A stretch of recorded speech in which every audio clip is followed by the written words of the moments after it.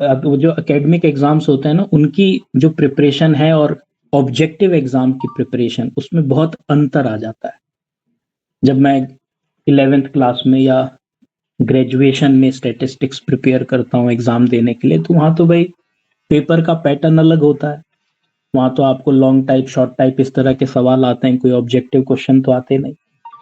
तो वहाँ पर पढ़ने का तरीका, अप्रोच अलग होती है। और जो ऑब्जेक्टिव एग्जाम्स होते हैं वहां पर अप्रोच अलग होती है। ये अप्रोच अगर चेंज नहीं हुई तो फिर आपको एक आसान सी किताब भी मुश्किल लगने लगती। तो हमें पता होना चाहिए कि हमारे एग्जाम का पैटर्न क्या है, हमारे एग्जाम में क्या आ सकता है, क्या नहीं आ सकता, किस तरह के सवाल पूछे जा सकते हैं, क्या पढ़ना है, क्या नहीं पढ़ना है। खास करके ये बहुत जरूरी है कि क्या नहीं पढ़ना है। ठीक है ना। जब आप कोई किताब उठाओगे तो वो किताब आपके कॉम्पिटेटिव एग्जाम की तैयारी के हिसाब से तो छापी नहीं गई है। अगर मान लो कि मैं स्टैट्स की कोई भी किताब उठा लूं, मान लो के.एल. गुप्ता हमारे एचएनबी गढ़वाल यूनिवर्सिटी में बहुत चलती है, तो मैं के.एल. गुप्ता की किताब उठाऊं तो के.एल. गुप्ता में तो भाई जो एकेडमिक एग्जाम की तैयारी कर रहा है उसके हिसाब से सिलेबस डला हुआ है, उसमें तो सारी चीजें होंगी। लेकिन आपके कॉम्पिटेटिव एग्जाम्स में जरूरी नहीं कि आपका सारा सिलेबस कवर हो रहा हो, प्लस आपको हर चीज पढ़ने की जरूरत हो, क्योंकि हमारे कॉम्पिटेटिव एग्जाम का पैटर्न अलग है। तो हमको किताब कभी कभी भ्रमित कर देता है, क्योंकि हम किताब से जब हम पढ़ते हैं तो पता नहीं चलता क्या पढ़ना है, क्या छोड़ना है, और कौन सी चीज को कितना डीप पढ़ना है। तो इसी चीज को अगर हम समझ लेंगे तो हमारा थोड़ा सा काम आसान हो जाएगा। हालांकि किताबों की जरूरत नहीं पड़ेगी, नोट्स सफिशिएंट रहेंगे। तो स्टैटिस्टिक्स क्या है? स्टैटिस्टिक्स मतलब जब भी नंबर्स की बात होती है तो हम कहते हैं कि भाई स्टैट्स की बात हो रही है। हालांकि स्टैट्स का मतलब केवल नंबर से नहीं लगाया जा सकता। हाँ, स्टैटिस्टिक्स जो है वो कंसर्न्ड है with numbers. It is that branch of knowledge which is related to numerical facts. यानी जब भी किसी न्यूमेरिकल फैक्ट्स की बात होगी, न्यूमेरिकल फैक्ट्स जैसे मैं कहूं कि मेरी सैलरी 1 लाख रुपए है, तो 1 लाख रुपए मैं कुछ नंबर्स का इस्तेमाल कर रहा हूं, कोई न्यूमेरिकल फैक्ट्स आपको दे रहा हूं। मैं कहूं कि आपके क्लास में 50 में से 40 नंबर हैं, तो मैं एक न्यूमेरिकल फैक्ट आपको दे रहा हूं। मैं कहूं कि आपकी हाइट जो है वो 160 सेंटीमीटर है, 100, तो मैं आपको कुछ ना कुछ न्यूमेरिकल फैक्ट दे रहा हूं। तो ये जो न्यूमेरिकल फैक्ट्स होते हैं, ये जो नंबर्स होते हैं, स्टैटिस्टिक्स इन्हीं से जुड़ा हुआ है।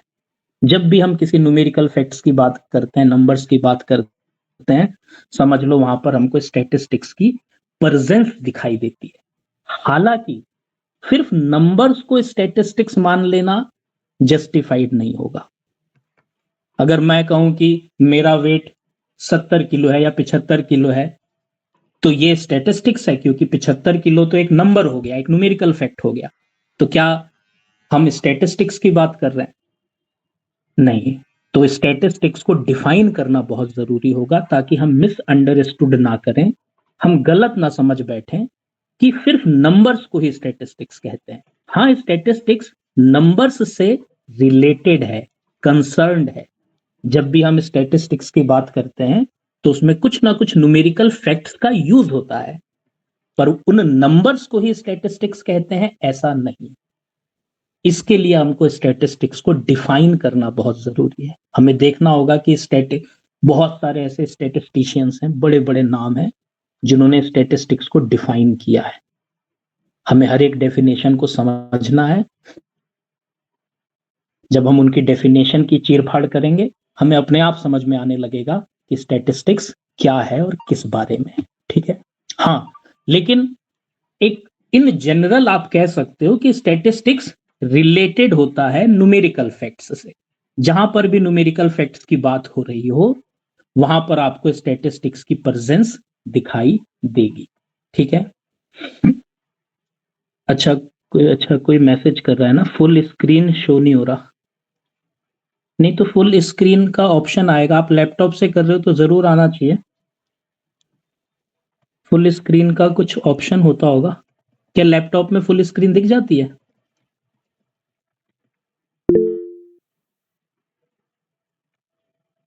मतलब डबल टैप करो स्क्रीन पर, कुछ करो, कुछ मतलब होना चाहिए।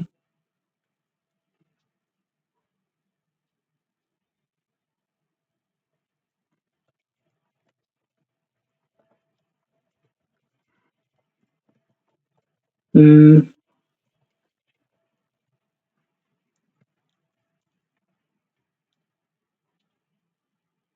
अच्छा, ये अभी अभी मैंने ये अभी जो स्क्रीन स्क्रीन जो है वो उसमें है ना आपका, लैंडस्केप मोड में नहीं है ना?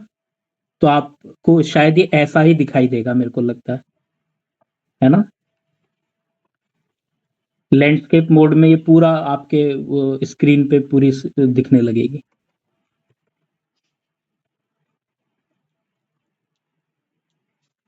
चलो ये तो एक बार थोड़ा सा समझ जाना इसको, क्योंकि मेरे जो सेटअप में मैं जो स्क्रीन देखता हूँ उसमें तो मेरे को कोने में दिखाई देता है जो मैं लिख रहा हूँ। एक कोने में दिखाई देता है कि आप लोग क्या टाइप कर रहे हो, एक एक तरफ दिखाई देता है कौन आ रहा है कौन जा रहा है। तो मेरे स्क्रीन पे तो बहुत सारी छोटी छोटी चीजें दिखाई देती हैं। तो मैंने कभी ट्राई नहीं किया कि पूरे स्क्रीन पर कैसे दिखाई देगा ये। ठीक है।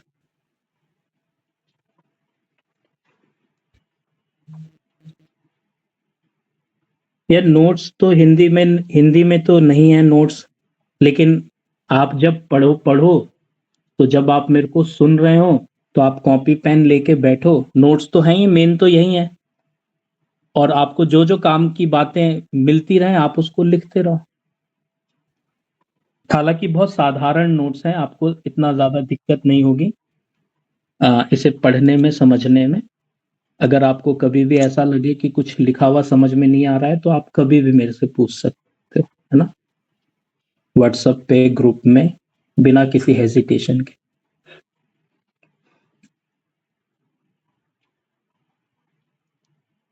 अब क्योंकि मेरे सारे नोट्स हैंड रिटन है ना, वैसे वाले नोट्स होते तो वो तो आजकल हिंदी में कन्वर्ट हो जाते हैं ना। कई सारे ऐसे सॉफ्टवेयर नहीं आते हैं जिसमें वो अंग्रेजी से हिंदी कर देते हैं, हिंदी से अंग्रेजी कर देते हैं। तो वो तो मैं कर लेता, लेकिन ये तो हैंड रिटन नोट्स हैं, अब ये इसको थोड़ा हिंदी में कन्वर्ट करने में बहुत टाइम लग जाएगा।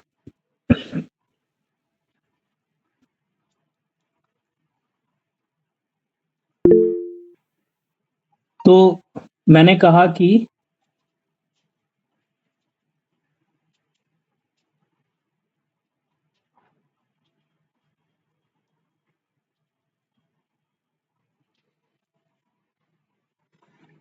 एक मिनट, कुछ बच्चे मैसेज कर रहे हैं।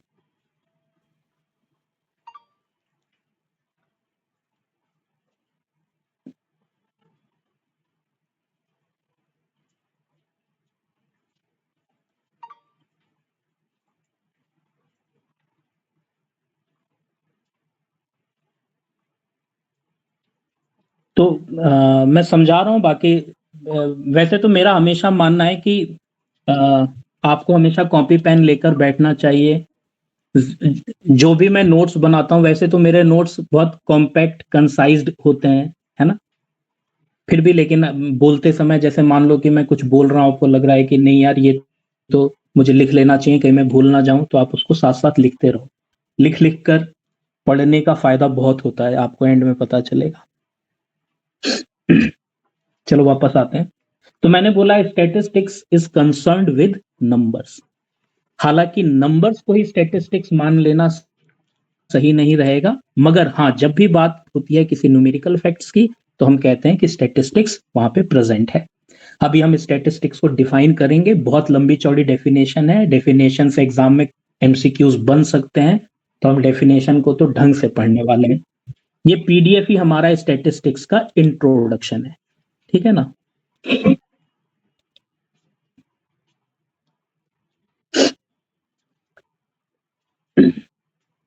अब स्टैटिस्टिक्स को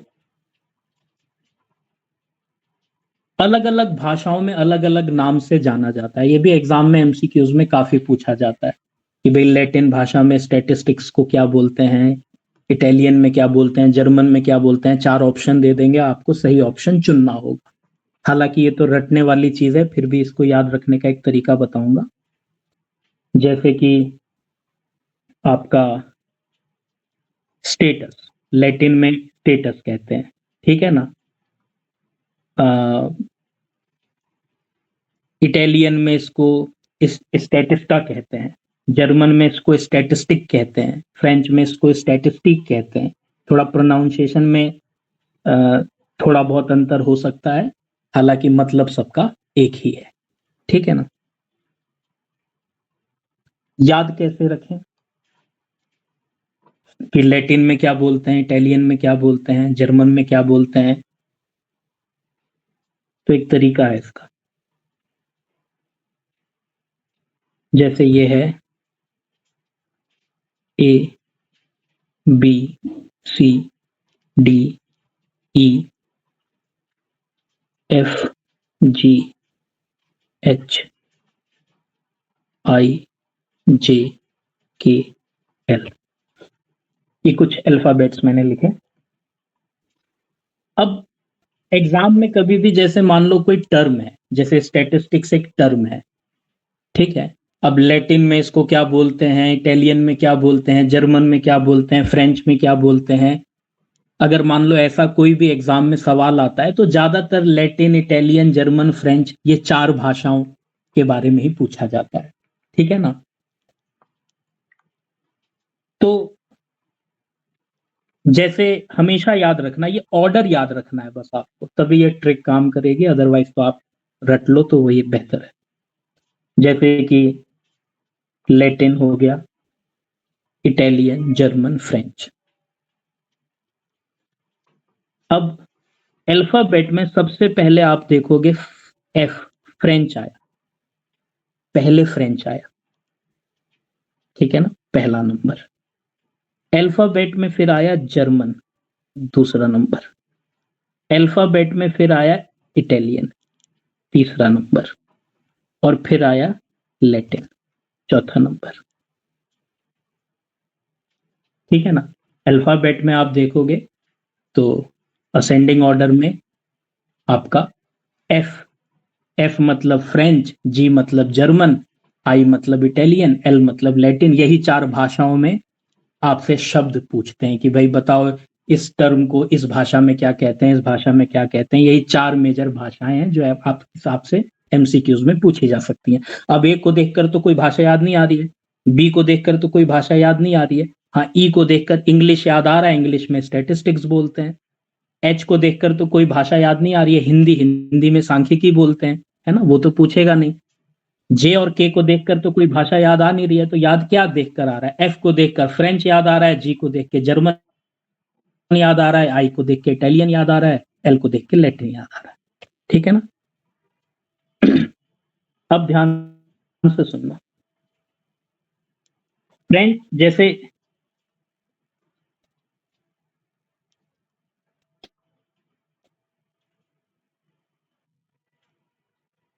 फ्रेंच में आप देखो क्या बोलते हैं इसको, स्टैटिस्टिक, 1 2 3 4 5 6 7 8 9 10 11, 11 अल्फाबेट्स हैं। तो फ्रेंच में 11 अल्फाबेट्स हैं, तो फ्रेंच में इसको स्टैटिस्टिक कहते हैं जिसमें 11 अल्फाबेट्स हैं। 1 2 3 4 5 6 7 8 9, जर्मन में इसको स्टैटिस्टिक कहते हैं जिसमें 9 अल्फाबेट्स हैं, 9 अल्फाबेट्स हैं। इटालियन में 1 2 3 4 5 6 7 8, इटालियन में इसको स्टेटिस्टा कहते हैं जिसमें 8 अल्फाबेट्स हैं। और लैटिन में स्टेटस कहते हैं 1 2 3 4 5 6, यानी इसमें 6 अल्फाबेट्स हैं। आप ध्यान दीजिएगा, ये सब जो हैं, ये सब जो हैं एक डिसेंडिंग ऑर्डर में,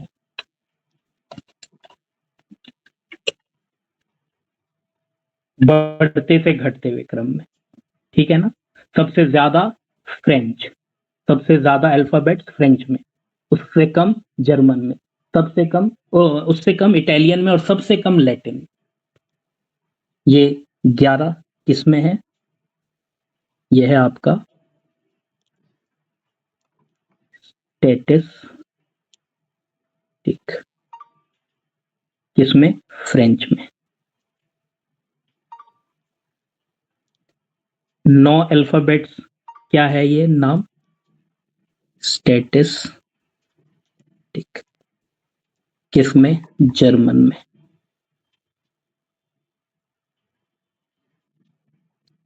ये है आपका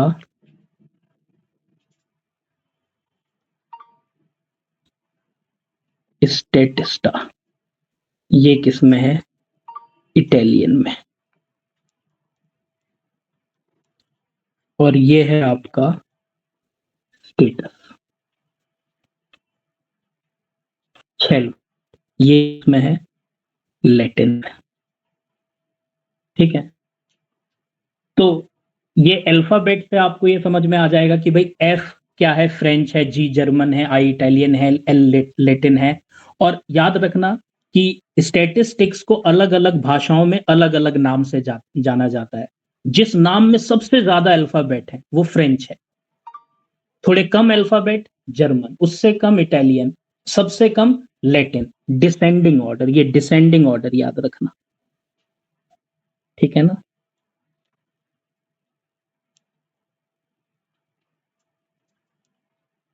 तो ये डिसेंडिंग ऑर्डर याद रखना। ठीक है, अब मान लो एक सवाल आ जाता है कि फ्रेंच भाषा में फ्रेंच भाषा में स्टैटिस्टिक को क्या बोलते हैं? तो मान लो कि फ्रेंच भाषा में स्टैटिस्टिक्स को क्या बोलते हैं? ए, बी, सी, डी, 4 ऑप्शन आए। स्टैटिस्टिक्स,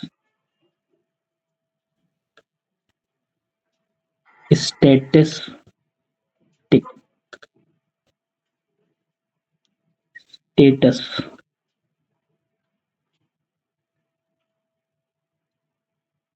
स्टैटिस्टिक, कितने मिलते जुलते हैं? अब मतलब अगर कोई रट्टा भी मार लेगा तो बहुत ज्यादा चांसेस हैं कि वो कंफ्यूज हो जाएगा। अब जाहिर सी बात है कि मैं रफ पेज पे कहीं अल्फाबेट लिख दूं, ABCDEFGHIJKL। अब मैं देख रहा हूं कि सबसे पहले क्या आ रहा है? सबसे पहले एफ आ रहा है, और मुझे याद होना चाहिए कि यार एफ में सबसे ज्यादा क्या होते थे? अल्फाबेट्स होते थे। तो मैंने देखा कि सबसे ज्यादा स्टैटिस्टिक्स तो हो ही नहीं सकता भाई, या तो बी में या तो सी में या डी में ही होगा कोई एक। और क्योंकि ये फ्रेंच भाषा की बात कर रहा है, तो फ्रेंच भाषा अगर आपको ये याद रहे कि उसमें 11 अल्फाबेट हैं फिर तो बात ही खत्म हो गई। लेकिन इतना भी याद रहे कि नहीं भाई, अल्फाबेट में सबसे पहले फ्रेंच आता है और फ्रेंच में सबसे ज्यादा अल्फाबेट्स होते हैं जो शब्द स्टैटिस्टिक होता है।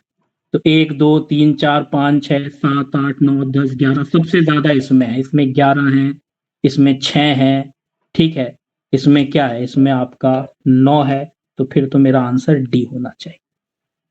मतलब ये एक तरीका है इसे याद रखने का, क्योंकि यहाँ से एमसीक्यूज कई बार पूछ लिए जाते हैं और हमेशा कंफ्यूजन हो जाती है। आप कितना ही रट के चले जाओ, आप एग्जाम में कंफ्यूज हो ही जाओगे। दिमाग ना डबल माइंड आ ही जाएगा कि यार क्या था यार, स्टैटिस्टिक था या टिक था, फ्रेंच था या इटालियन था। तो अगर इतना याद रख सकते हो तो शायद ये कंफ्यूजन दूर हो जाए। अगर इतना भी याद नहीं रख सकते फिर तो रटना ही पड़ेगा पूरा। ठीक है ना? रहने दे।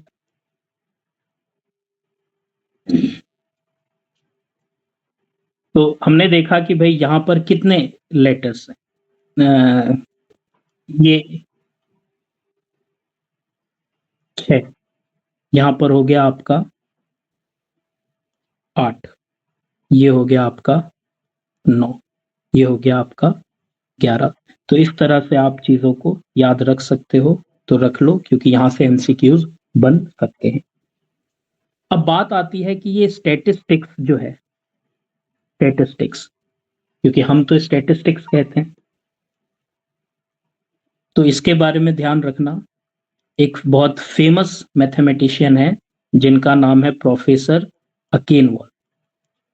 अकेनवॉल ने पहली बार ये टर्म यूज किया था स्टैटिस्टिक्स? अगर कोई पूछे कि स्टैटिस्टिक्स टर्म पहली बार किसने यूज किया था, तो पहली बार ये टर्म अकेनवॉल ने यूज किया था। तो ये टर्म किसने यूज किया था? अकेन। ठीक है, तो ये सब चीजें मेमोराइज करने वाली हैं, याद करने वाली हैं, इसमें समझने जैसा कुछ नहीं है, इसमें तो याद करना है। अब याद करने का एक तरीका मैंने आपको बताया, अदरवाइज इसमें तो ये चीजें रट्टा मारने वाली होती है ना। अब जैसे मैं बोलूं कि यार मेरा नाम अनिल है, तो इसमें समझने वाला क्या है? अनिल है बस, या आपको याद है तो ठीक है, नहीं है तो कोई बात नहीं, इसमें समझने जैसा कुछ नहीं। तो स्टैटिस्टिक्स जो टर्म है ये किसने दिया? ये प्रोफेसर जीएफ अकेनवॉल ने दिया। तो पहली बार ये टर्म इन्होंने इस्तेमाल किया। स्टैटिस्टिक्स को और भी भाषाओं में कई नामों से जाना जाता है, मैंने आपको उसके बारे में भी एक इंट्रोडक्शन दे दिया। स्टैटिस्टिक्स बहुत पुराने समय से इस्तेमाल हो रही है, लेकिन पहले इसका इस्तेमाल थोड़ा अलग था, अब इसका इस्तेमाल थोड़ा वाइडर हो गया है। पहले मतलब आप कह सकते हो कि इसका स्कोप बहुत नैरो था, अब इसका स्कोप बहुत वाइडर हो गया है। शुरुआत में स्टैटिस्टिक्स को एक पॉलिटिकल साइंस की तरह यूज किया जाता था। पॉलिटिकल साइंस की तरह क्यों? क्योंकि पुराने जमाने में जो राजा महाराजा होते थे, वो अपने राज्य में जो लोग रहते हैं उनकी कहते हैं ना, जो इंफॉर्मेशन कलेक्ट करने के लिए स्टैटिस्टिक्स का इस्तेमाल करते थे। इंफॉर्मेशन क्यों कलेक्ट करनी है? ताकि वो अपने राज्य को अच्छे से चला सकें भाई, अपनी पॉलिसीज बना सकें। उन्हें पता होना चाहिए कि भाई मेरे राज्य में कितने लोग रहते हैं, कितनी जमीन है, कितनी प्रोडक्शन होता है, कितने एम्प्लॉयज हैं, कितना कमा रहे हैं लोग, कितना खर्च कर रहे हैं लोग, है ना। ये एक बेसिक जानकारी है ना, जो किसी भी राज्य को चाहिए रहती है। भाई शुरुआत में तो किंगडम वाला टाइम था, राजा महाराजाओं वाला जमाना था, तो राजा महाराजा जो होते थे अपना राज्य चलाने के लिए ये सारी इंफॉर्मेशन कलेक्ट किया करते थे, ताकि वो अपने एडमिनिस्ट्रेशन को प्रॉपरली चला सके। तो इसीलिए हम कहते थे कि शुरुआत में जो स्टैटिस्टिक्स था वो एक पॉलिटिकल साइंस था, पॉलिटिकल पर्पस के लिए उसका इस्तेमाल किया जाता है ना। तो आप कह सकते हो कि शुरुआत में इन the beginning showed statistics showed the position and progress of the society and state। मतलब आपको स्टैटिस्टिक्स बताती थी कि किसी भी स्टेट, किसी भी राज्य, किसी भी किंगडम में कितनी प्रोग्रेस हो रही है। ठीक है ना, प्रोग्रेस ऑफ सोसाइटी, लोगों का जीवन स्तर कैसा है, लोग कितना कमा रहे हैं, कितना खर्च कर रहे हैं, कितनी जमीन है, कितना खेती हो रही है, इन सब चीजों का जो डेटा कलेक्ट किया जाता था उसी को स्टैटिस्टिक्स कहा जाता था। तो शुरुआत में इसको एक पॉलिटिकल साइंस की तरह इस्तेमाल किया जाता था। राजा महाराजा इसको अपना राज्य को सुचारू रूप से चलाने के लिए स्टैटिस्टिक्स का इस्तेमाल करते थे, और स्टैटिस्टिक्स को केवल क्या माना जाता था? डेटा माना जाता था, कि डेटा लेकर आओ, लोग कितने हैं। किस तरह का डेटा? जो गवर्नमेंट है या किंगडम है वो कलेक्ट करती थी क्या? Information regarding land, population, production, employees, income, expenditure, है ना, इन नंबर्स। क्यों? For proper functioning of the state, ताकि वो अपने राज्य को अच्छे से चला सकें और एडमिनिस्टर कर सकें। तो इसके लिए वो डेटा कलेक्ट करते थे, और उस डेटा को स्टैटिस्टिक्स कहा जाता था। और क्योंकि इसका पॉलिटिकल पर्पस के लिए इस्तेमाल किया जाता था, इसलिए शुरुआत में स्टैटिस्टिक्स को एक पॉलिटिकल साइंस की तरह यूज किया जाता था। लेकिन आज की डेट में स्टैटिस्टिक्स केवल डेटा कलेक्शन तक सीमित नहीं है। स्टैटिस्टिक्स का स्कोप बहुत बढ़ गया है। आज की डेट में स्टैटिस्टिक्स का इस्तेमाल डिसीजन मेकिंग में भी होता है। आपके हर फील्ड में स्टैटिस्टिक्स का इस्तेमाल हो रहा है, हर फील्ड ऑफ नॉलेज में, मैथमेटिक्स हो, इकोनॉमिक्स हो, बिजनेस हो, अकाउंट्स हो, हर फील्ड ऑफ नॉलेज में आपका स्टैटिस्टिक्स यूज होता है। तो आज की डेट में इसका स्कोप बहुत बढ़ गया है। आज की डेट में डिसीजन मेकिंग जैसी चीजें भी स्टैटिस्टिक्स के माध्यम से हो रही हैं। ठीक है ना। All the branches of science make use of statistics. तो आज के डेट में स्टैटिस्टिक्स का स्कोप बहुत बढ़ गया है, जबकि पुराने समय में स्टैटिस्टिक्स को केवल एक पॉलिटिकल साइंस की तरह यूज किया जाता था। लेकिन आज की डेट में तो स्टैटिस्टिक्स इकोनॉमिक्स में भी है, बिजनेस में भी है, ठीक है ना, ह्यूमन रिसोर्स में भी है। कहाँ नहीं है स्टैटिस्टिक्स की प्रेजेंस, हर जगह है। हर ब्रांच ऑफ नॉलेज में स्टैटिस्टिक्स इन्वॉल्व है। अच्छा, क्योंकि पुराने समय में राजा महाराजा स्टैटिस्टिक्स का इस्तेमाल डेटा कलेक्ट करने के लिए करते थे। किसका डेटा? अपने प्रजा का डेटा, ठीक है ना, कि भाई उनकी जो प्रजा है भाई कितनी है, क्या कमाती है, क्या करती है, कितने उसके एम्प्लॉयज हैं, है ना, कितना इनकम जनरेट होता है, यही सारे डेटा वो कलेक्ट करते थे भाई अपने राज्य को चलाने के लिए। In this way statistics is developed as a king's subject। क्योंकि इसका स्टैटिस्टिक्स का इस्तेमाल कौन कर रहा है? केवल राजा कर रहा है। अपने देश को चलाने के लिए उसको बहुत सारा डेटा चाहिए। वो सारा डेटा जो ले रहा है वो वही स्टैटिस्टिक्स है। यानी कि शुरुआत में ये किंग का सब्जेक्ट है ना। किंग जो होता था अपने राज्य को चलाने के लिए स्टैटिस्टिक्स का इस्तेमाल करता था, डेटा कलेक्ट करता था। या हम इसको इसीलिए कहते हैं स्टैटिस्टिक्स को साइंस ऑफ किंग। यानी स्टैटिस्टिक्स वो साइंस हुआ करती थी जिसका इस्तेमाल राजा महाराजा करते थे अपना देश चलाने के लिए, ठीक है ना। तो इसीलिए स्टैटिस्टिक्स को किंग्स सब्जेक्ट या साइंस ऑफ किंग भी कहा जाता था पुराने समय में। पर आज की डेट में तो भैया स्टैटिस्टिक्स, मैंने कहा ना, इसका बहुत वाइडर स्कोप हो गया है। आज की डेट में स्टैटिस्टिक्स क्या है, इसको समझना है तो आपको स्टैटिस्टिक्स की डेफिनेशन स्टडी करनी पड़ेगी। देखना पड़ेगा कि स्टैटिस्टिक्स के बारे में बहुत जो विद्वान हैं वो क्या कहते हैं, उनका क्या विचार है। बहुत सारे स्टैटिस्टिशियन हैं जिन्होंने स्टैटिस्टिक्स को समय समय पर डिफाइन किया है। कुछ की डेफिनेशन अच्छी है, कुछ की बहुत अच्छी है, कुछ में कमियां हैं, कुछ में बिल्कुल कमियां नहीं है। तो हम हर एक डेफिनेशन को विस्तार से पढ़ने वाले हैं। डेफिनेशन से भी एग्जाम में एमसीक्यूज आ सकते हैं। तो अब हम लोग यहां से शुरू करते हैं स्टैटिस्टिक्स की डेफिनेशन, कि स्टैटिस्टिक्स आखिर है क्या, लोगों ने इसको कैसे डिफाइन किया है, आखिर स्टैटिस्टिक्स किस बारे में।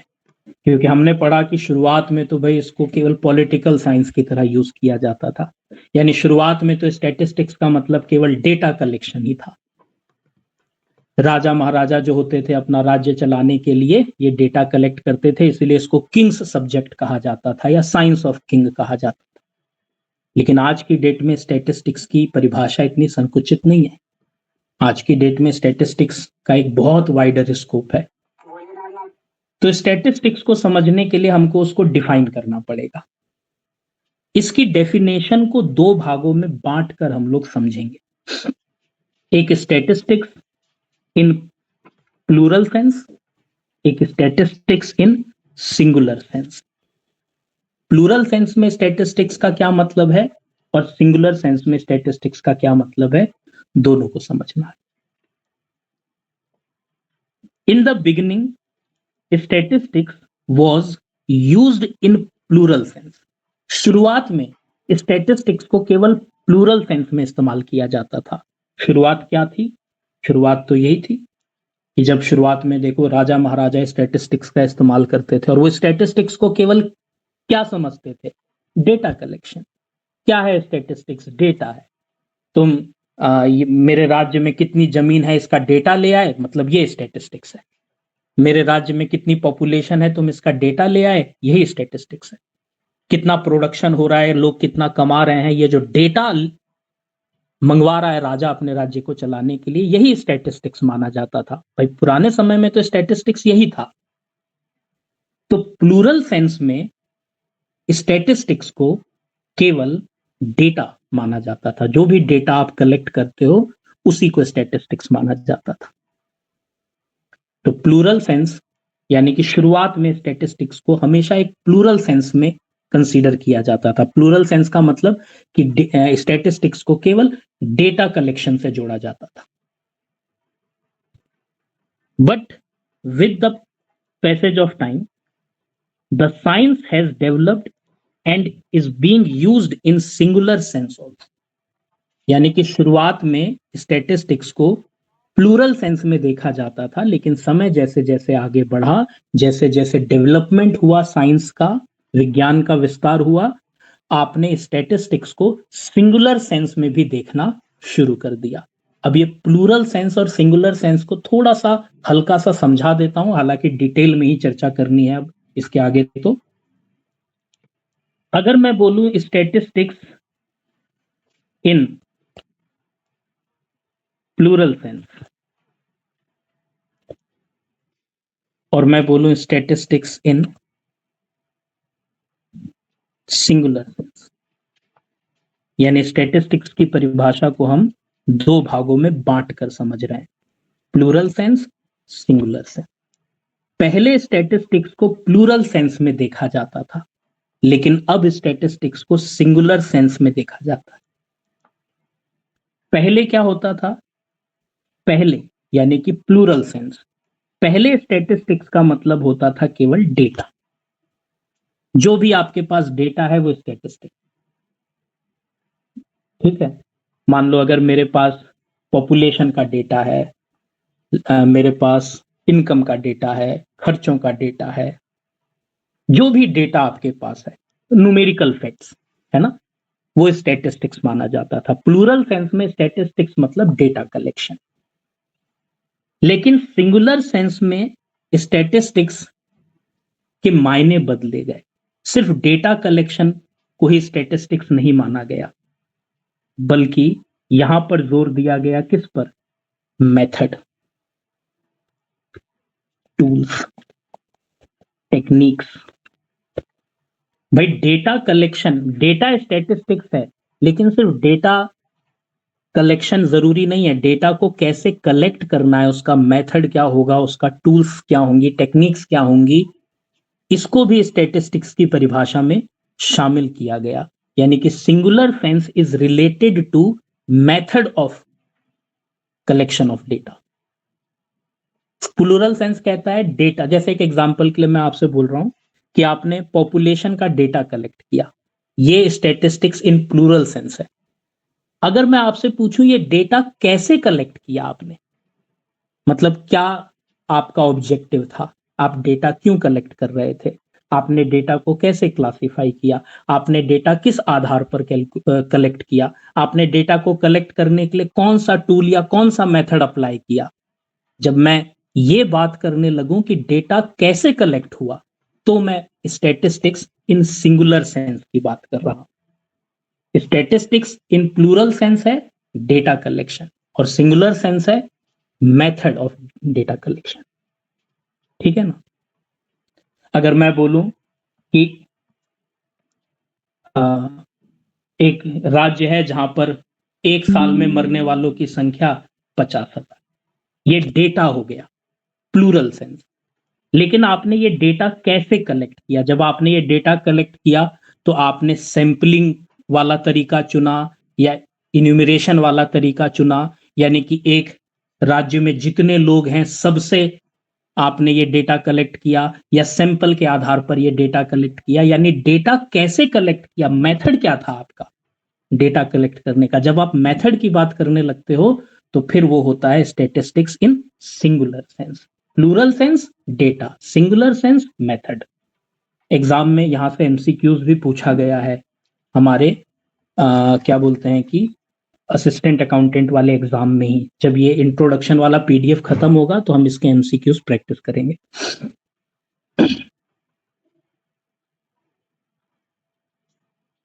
अब इसी को हमें थोड़ा डिटेल में पढ़ना है कि भाई प्लूरल सेंस में स्टैटिस्टिक्स का क्या डेफिनेशन है, सिंगुलर सेंस में स्टैटिस्टिक्स का क्या डेफिनेशन है।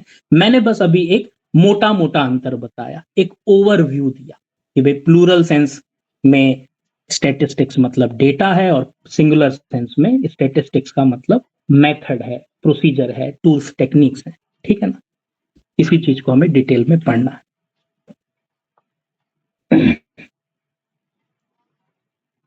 तो सबसे पहले बात करेंगे हम लोग स्टैटिस्टिक्स इन प्लूरल सेंस। क्या है statistics in plural sense? In plural sense is just all about data. It is related to collection of numerical facts such as population, birth, death, production, import, export and so on. अभी हमने थोड़ी देर पहले पढ़ा कि भाई पुराने समय में राजा महाराजा भी स्टैटिस्टिक्स का इस्तेमाल पॉलिटिकल साइंस की तरह करते थे। वो भी अपने राज्य का डेटा कलेक्ट करने के लिए स्टैटिस्टिक्स का इस्तेमाल करते थे, इसीलिए स्टैटिस्टिक्स को साइंस ऑफ किंग या किंग्स सब्जेक्ट भी कहा जाता था। तो अगर मैं बोलूं कि यहां पर स्टैटिस्टिक्स को कैसे डिफाइन किया जा रहा है, क्या समझा जा रहा है, तो यहां पर स्टैटिस्टिक्स को प्लूरल सेंस में देखा जा रहा है, क्योंकि यहां पर स्टैटिस्टिक्स का मतलब क्या है? खाली डेटा। खाली डेटा जो आप कलेक्ट कर रहे हो वही स्टैटिस्टिक्स है। यानी पुराने समय में स्टैटिस्टिक्स को एक प्लूरल सेंस में ही देखा जाता था। जो भी डेटा आप कलेक्ट करते थे वही स्टैटिस्टिक्स आप मानते थे, ठीक है। इसीलिए हम इसको डिस्क्रिप्टिव स्टैटिस्टिक्स के नाम से भी जानते हैं। स्टैटिस्टिक्स इन प्लूरल सेंस में स्टैटिस्टिक्स को डिस्क्रिप्टिव स्टैटिस्टिक्स भी कहा जाता है। अब स्टैटिस्टिक्स को प्लूरल सेंस में बहुत सारे लोगों ने डिफाइन किया है। प्रोफेसर बाउले ने, यूल एंड कैंडल ने, वेबस्टर ने, ठीक है, हॉरेस सेक्रेस्ट ने, कई सारे लोग इस कैटेगरी को बिलोंग करते हैं। किस कैटेगरी को? जो मानते हैं स्टैटिस्टिक्स इन प्लूरल सेंस, जो डेटा को स्टैटिस्टिक्स मानते हैं, डेटा कलेक्शन को स्टैटिस्टिक्स मानते हैं, ठीक है ना। तो इस कैटेगरी में बहुत सारे स्टैटिस्टिशियन आते हैं जिन्होंने प्लूरल सेंस में स्टैटिस्टिक्स को डिफाइन किया है। लेकिन सबसे बेस्ट डेफिनेशन जो है, जो सबसे एग्जॉस्टिव डेफिनेशन है, मीनिंगफुल डेफिनेशन है, जिसमें ज्यादा से ज्यादा चीजें कवर हो रही हैं, वो डेफिनेशन है हॉरेस सेक्रेस्ट की। हालांकि एग्जाम में बाउले की डेफिनेशन भी पूछी गई है, ठीक है, पर जो स्टैटिस्टिक्स इन प्लूरल सेंस है उसको सबसे बेहतर डिफाइन किया है हॉरेस सेक्रेस्ट ने। इसकी डेफिनेशन इतनी एक्सप्रेसिव है कि आपको स्टैटिस्टिक्स के सारे फीचर्स समझ में आ जाएं कि भाई स्टैटिस्टिक्स किस बारे में है। बाकियों ने भी स्टैटिस्टिक्स को डिफाइन किया इस कैटेगरी में, लेकिन उनकी डेफिनेशन उतनी परफेक्ट नहीं थी, कुछ ना कुछ कमियां थी। लेकिन इन सब के कंपैरिजन में अगर बेस्ट डेफिनेशन निकाली जाए तो वो हॉरेस सेक्रेस्ट की ही है। अब क्या है इनकी डेफिनेशन? मैं एक बार इस डेफिनेशन को पढ़ूंगा, हालांकि डेफिनेशन पढ़ते समय आपको कुछ समझ में नहीं आएगा, लेकिन जब हम इसको डिटेल में पढ़ने का प्रयास करेंगे तो फिर हमें समझ में आने लगेगा कि ये व्यक्ति स्टैटिस्टिक्स के बारे में क्या कह रहा है, ये स्टैटिस्टिक्स को कैसे डिफाइन कर रहा है।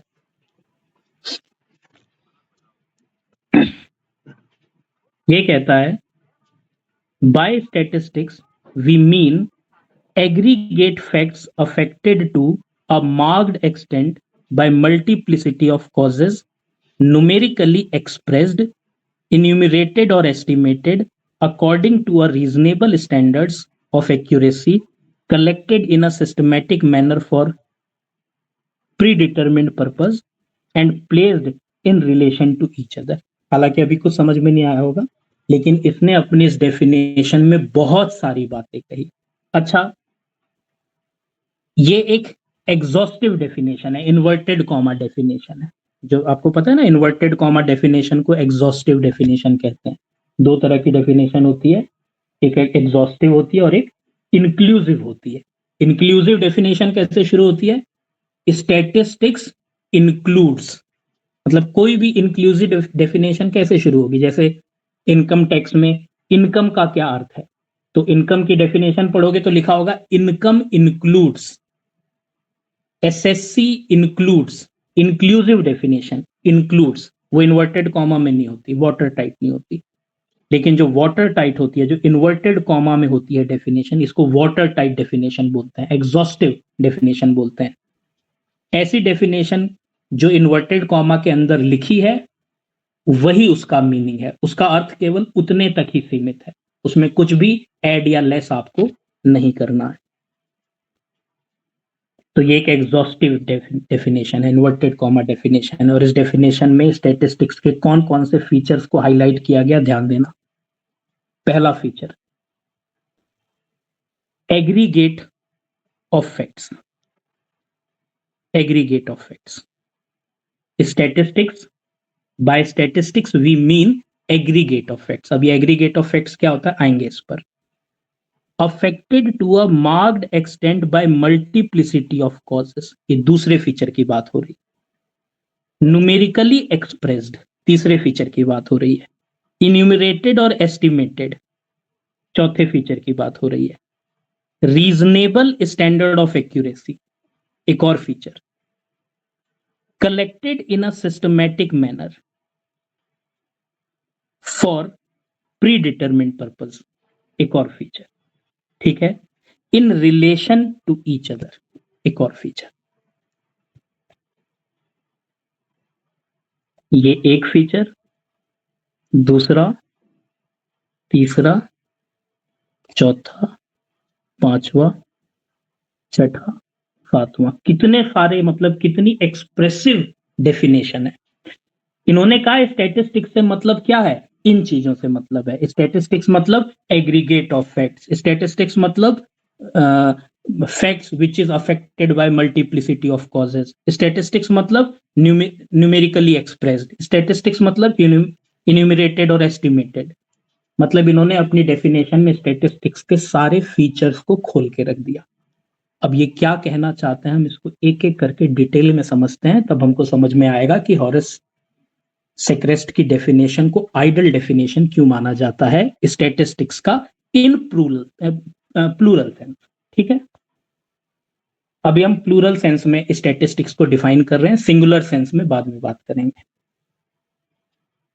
तो इनकी डेफिनेशन को अगर हम तोड़ें तो ये कह रहे हैं कि भाई by statistics we mean aggregate of facts, यानी कि पहली चीज इन्होंने हाईलाइट करी एग्रीगेट ऑफ फैक्ट्स, यानी स्टैटिस्टिक्स क्या है, एग्रीगेट ऑफ फैक्ट्स है। इसको सिंपल भाषा में समझो। अगर मैं आपसे बोलूं हाइट ऑफ वन स्टूडेंट, अगर मैं आपको एक स्टूडेंट की हाइट बता रहा हूं और कह रहा हूं कि एक स्टूडेंट की हाइट है 150 सेंटीमीटर, क्या ये न्यूमेरिकल फैक्ट है? जी हाँ, ये एक न्यूमेरिकल फैक्ट है। ये एक न्यूमेरिकल फैक्ट है। न्यूमेरिकल फैक्ट का मतलब ये एक डेटा है। अच्छा, अगर ये डेटा है तो इसका मतलब ये स्टैटिस्टिक्स है। ये स्टैटिस्टिक्स है क्योंकि प्लूरल सेंस में डेटा को ही स्टैटिस्टिक्स माना जाता है। प्लूरल सेंस में डेटा को ही स्टैटिस्टिक्स माना जाता है। अगर मैं एक बच्चे की हाइट मेजर कर रहा हूं 150 सेंटीमीटर, तो ये न्यूमेरिकल फैक्ट है, ये डेटा है, तो ये स्टैटिस्टिक्स होना चाहिए। तो याद रखना, ये स्टैटिस्टिक्स नहीं है, ये स्टैटिस्टिक्स नहीं है। क्यों नहीं है? क्योंकि ये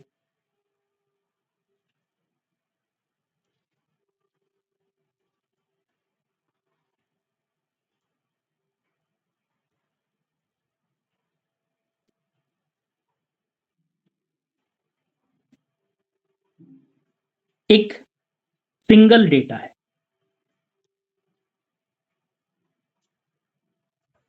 सिंगल डेटा को हम बोलते हैं आइसोलेटेड डेटा। आइसोलेटेड डेटा, एक सिंगल डेटा स्टैटिस्टिक्स नहीं हो सकता। हाँ, प्लूरल सेंस में डेटा को ही स्टैटिस्टिक्स माना गया है। स्टैटिस्टिक्स मतलब डेटा, जो भी डेटा होगा वो स्टैटिस्टिक्स होगा। लेकिन लोग इसको गलत ना समझ बैठे, इसके लिए बहुत सारे स्टैटिस्टिशियन ने प्लूरल सेंस में स्टैटिस्टिक्स को डिफाइन किया। उन्होंने कहा कि हाँ, स्टैटिस्टिक्स मतलब डेटा है, मगर कौन सा data? Aggregate of facts, aggregate of data. एक सिंगल डेटा को आप स्टैटिस्टिक्स नहीं मान सकते, क्योंकि स्टैटिस्टिक्स का बेसिकली इस्तेमाल कंपैरिजन के लिए किया जाता है, एनालिसिस के लिए किया जाता है। आप एक सिंगल डेटा का क्या कंपैरिजन कर सकते हो? अगर मैं बोलूं कि यार मेरे पास एक बच्चे का डेटा है हाइट का, तो मैं इससे किस कंक्लूजन तक पहुंचूंगा?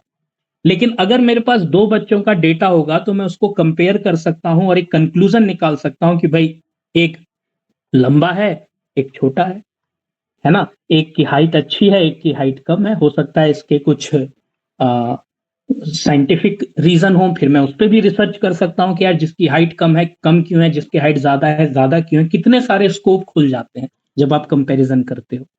पर कंपैरिजन करने के लिए आपको aggregate of facts, aggregate of data का होना बहुत जरूरी है। एक सिंगल डेटा, आइसोलेटेड डेटा से आप किसी भी निर्णय तक नहीं पहुंच सकते, किसी भी कंक्लूजन तक नहीं पहुंच सकते।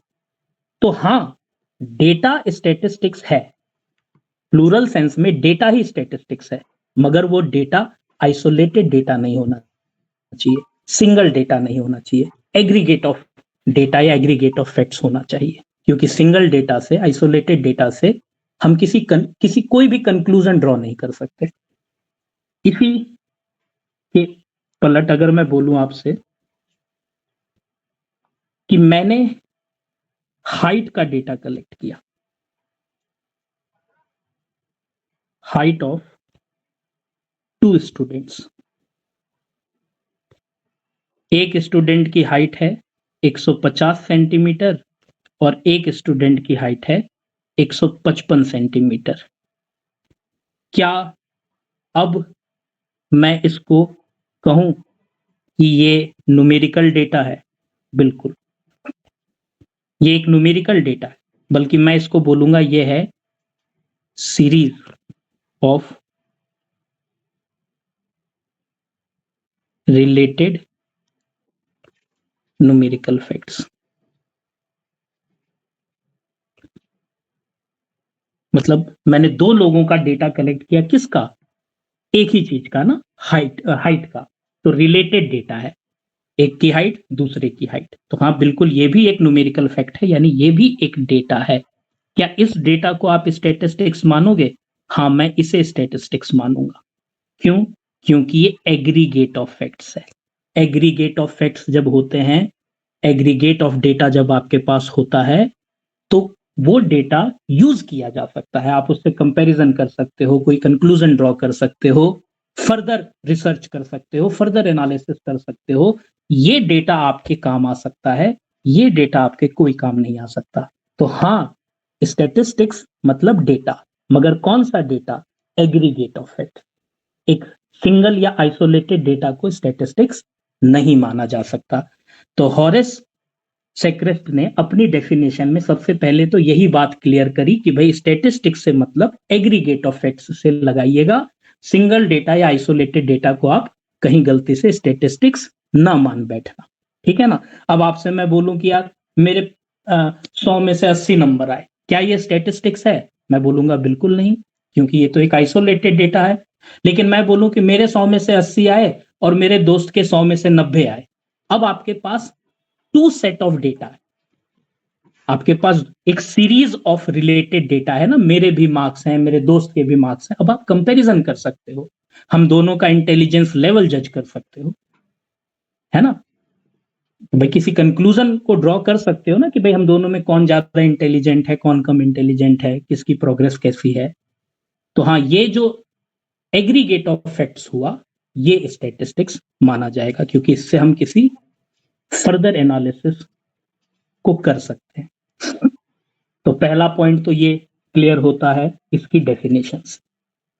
फिर हम इसकी डेफिनेशन को और आगे पढ़ें तो ये कहता है कि भाई स्टैटिस्टिक्स मतलब वो डेटा जो अफेक्टेड होता है मल्टीप्लिसिटी ऑफ कॉजेस से। इसका क्या मतलब हुआ? अच्छा, मल्टीप्लिसिटी ऑफ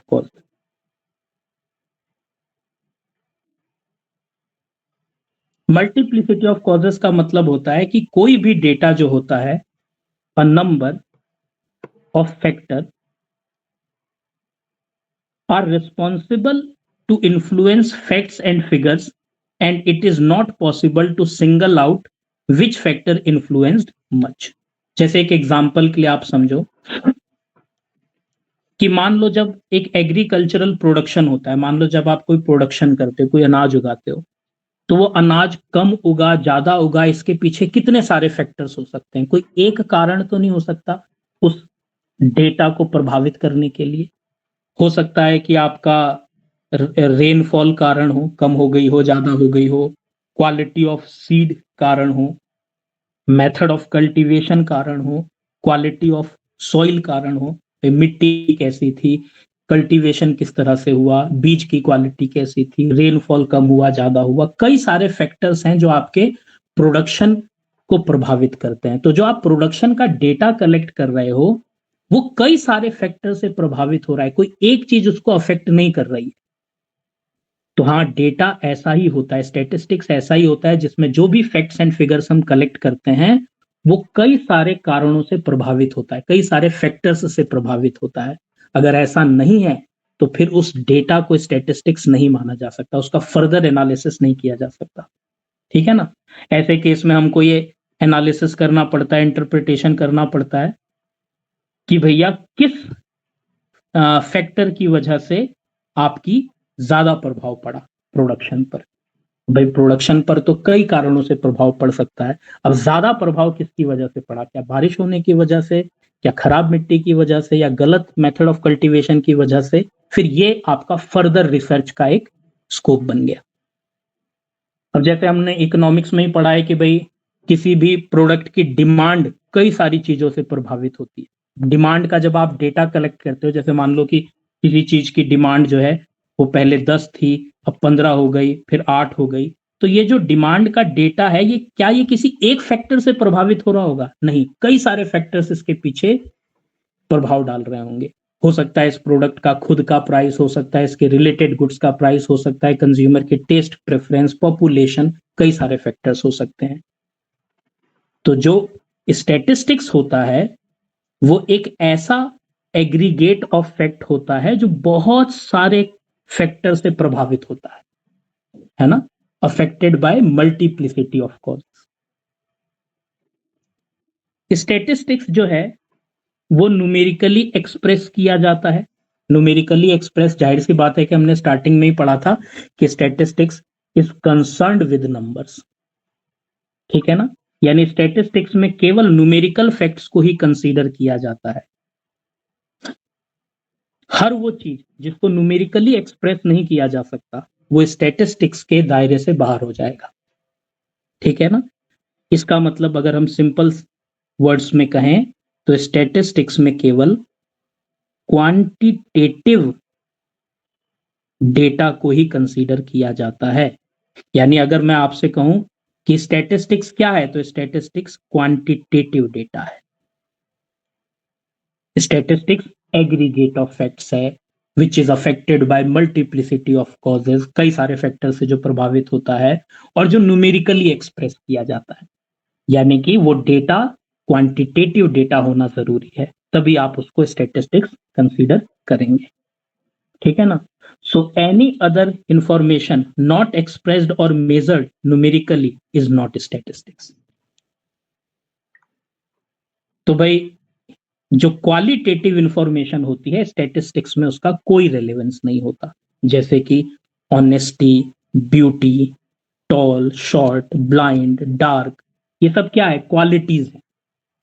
इन क्वालिटीज को आप नंबर में एक्सप्रेस नहीं कर सकते, है ना। मैं बोल नहीं सकता कि मेरी ईमानदारी कितने रुपए है ना। किसी की सुंदरता को आप नंबर्स में नहीं रिप्रेजेंट कर सकते, है ना। तो ऑनेस्ट, कोई मान लो कोई डार्क है, कोई आपका ब्लाइंड है, ये सारी चीजें क्वालिटीज होती हैं और qualities can not be expressed in numbers. यानी ये वो डेटा है जिसको हम बोलते हैं qualitative data.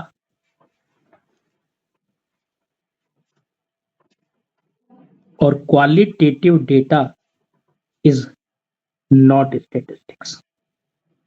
Qualitative data statistics नहीं है। तो स्टैटिस्टिक्स मतलब क्वांटिटेटिव डेटा। तो जो भी फैक्ट्स एंड फिगर्स आप कलेक्ट कर रहे हो वो न्यूमेरिकली एक्सप्रेस किए जा सकते हो तो ही उसको स्टैटिस्टिक्स माना जाएगा। अगर वो न्यूमेरिकली एक्सप्रेस नहीं किए जा सकते, नंबर्स में आप उनको एक्सप्रेस नहीं कर सकते, यानी वो डेटा क्वालिटेटिव है, तो आप उसको स्टैटिस्टिक्स कंसीडर नहीं कर सकते। हाँ, क्वालिटेटिव डेटा का इस्तेमाल केवल एक ही शर्त पर किया जा सकता है। क्वालिटेटिव डेटा को हमें क्वांटिटेटिव डेटा में कन्वर्ट करना पड़ता है उसका इस्तेमाल करने से पहले। जैसे फॉर एग्जांपल, मान लो एक ब्यूटी कॉन्टेस्ट हो रहा है। अब एक ब्यूटी कॉन्टेस्ट में तो जजमेंट करना है कि भाई ब्यूटी को ही जजमेंट करना है कि भाई कौन सुंदर है सबसे ज्यादा। अब आप ब्यूटी को कैसे जज करोगे? ब्यूटी तो क्वालिटी हो गई, ब्यूटी को तो नंबर्स में एक्सप्रेस नहीं किया जा सकता, तो ब्यूटी एक क्वालिटेटिव डेटा हो गया।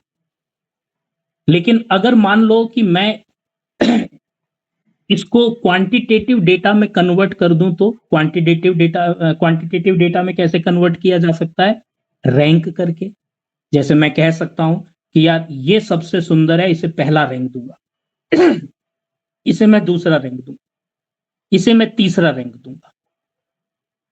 ठीक है, ये रैंक आप कैसे दे रहे हो? जैसे मैंने 10 सवाल पूछे, 10 में से इसने 9 सवालों के सही जवाब दिए, मैंने इसको पहला रैंक दे दिया। मैंने इसको इसी आधार पर दूसरा रैंक दे दिया, इसको तीसरा रैंक दे दिया। तो रैंक तो अब नंबर्स में आ गए ना। ब्यूटी को आपने नंबर्स में कन्वर्ट कर दिया बाय रैंकिंग देम। अब आप रैंक के आधार पर जज कर सकते हो कौन ज्यादा सुंदर है, कौन कम सुंदर है, कौन जीत रहा है, कौन हार रहा है, कौन पहले नंबर पे, कौन आखिरी नंबर पे, यानी कि जो भी फर्दर एनालिसिस है हो सकता है, लेकिन केवल तब जब आप उस क्वालिटेटिव डेटा को क्वांटिटेटिव डेटा में कन्वर्ट कर पाओ। अगर वो क्वालिटेटिव डेटा क्वांटिटेटिव डेटा में कन्वर्ट नहीं हो सकता, तो फिर वहां पर स्टैटिस्टिक्स यूज नहीं की जा सकती। क्वालिटेटिव डेटा में स्टैटिस्टिक्स केवल तभी यूज की जा सकती है जब वो कन्वर्ट कर दिया जाए क्वांटिटेटिव डेटा में। हाँ, इन जनरल एक बात हमेशा याद रखना एमसीक्यूज के पॉइंट ऑफ व्यू। अगर एमसीक्यूज में पूछा जाए कि statistics is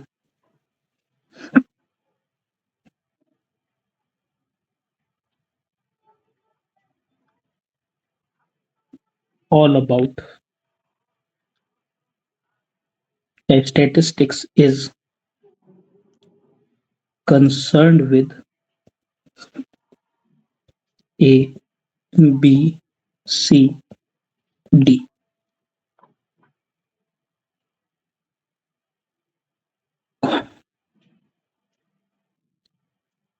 Quantitative data,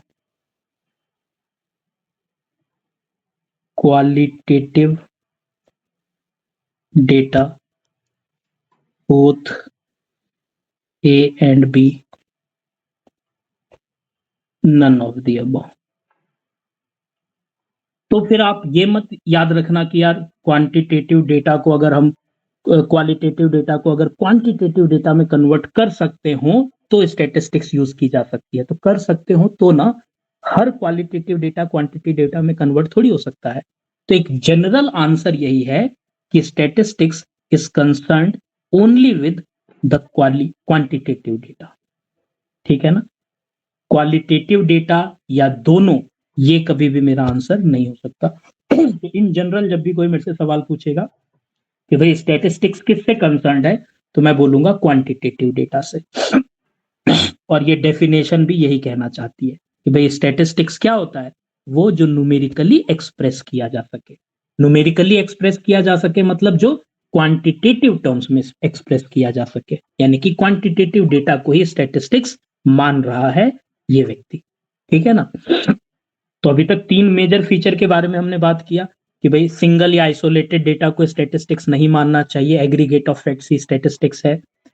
वो जो भी डेटा आप कलेक्ट करते हो वो किसी एक फैक्टर से नहीं, कई सारे फैक्टर से प्रभावित होता है। ठीक है? और वो न्यूमेरिकली एक्सप्रेस किया जाता है। अगला फीचर है कि जो स्टैटिस्टिक्स है, स्टैटिस्टिक्स मतलब aggregate of facts which is affected by multiplicity of causes, which is numerically expressed, which is enumerated और estimated. ये enumerated और estimated का क्या मतलब है?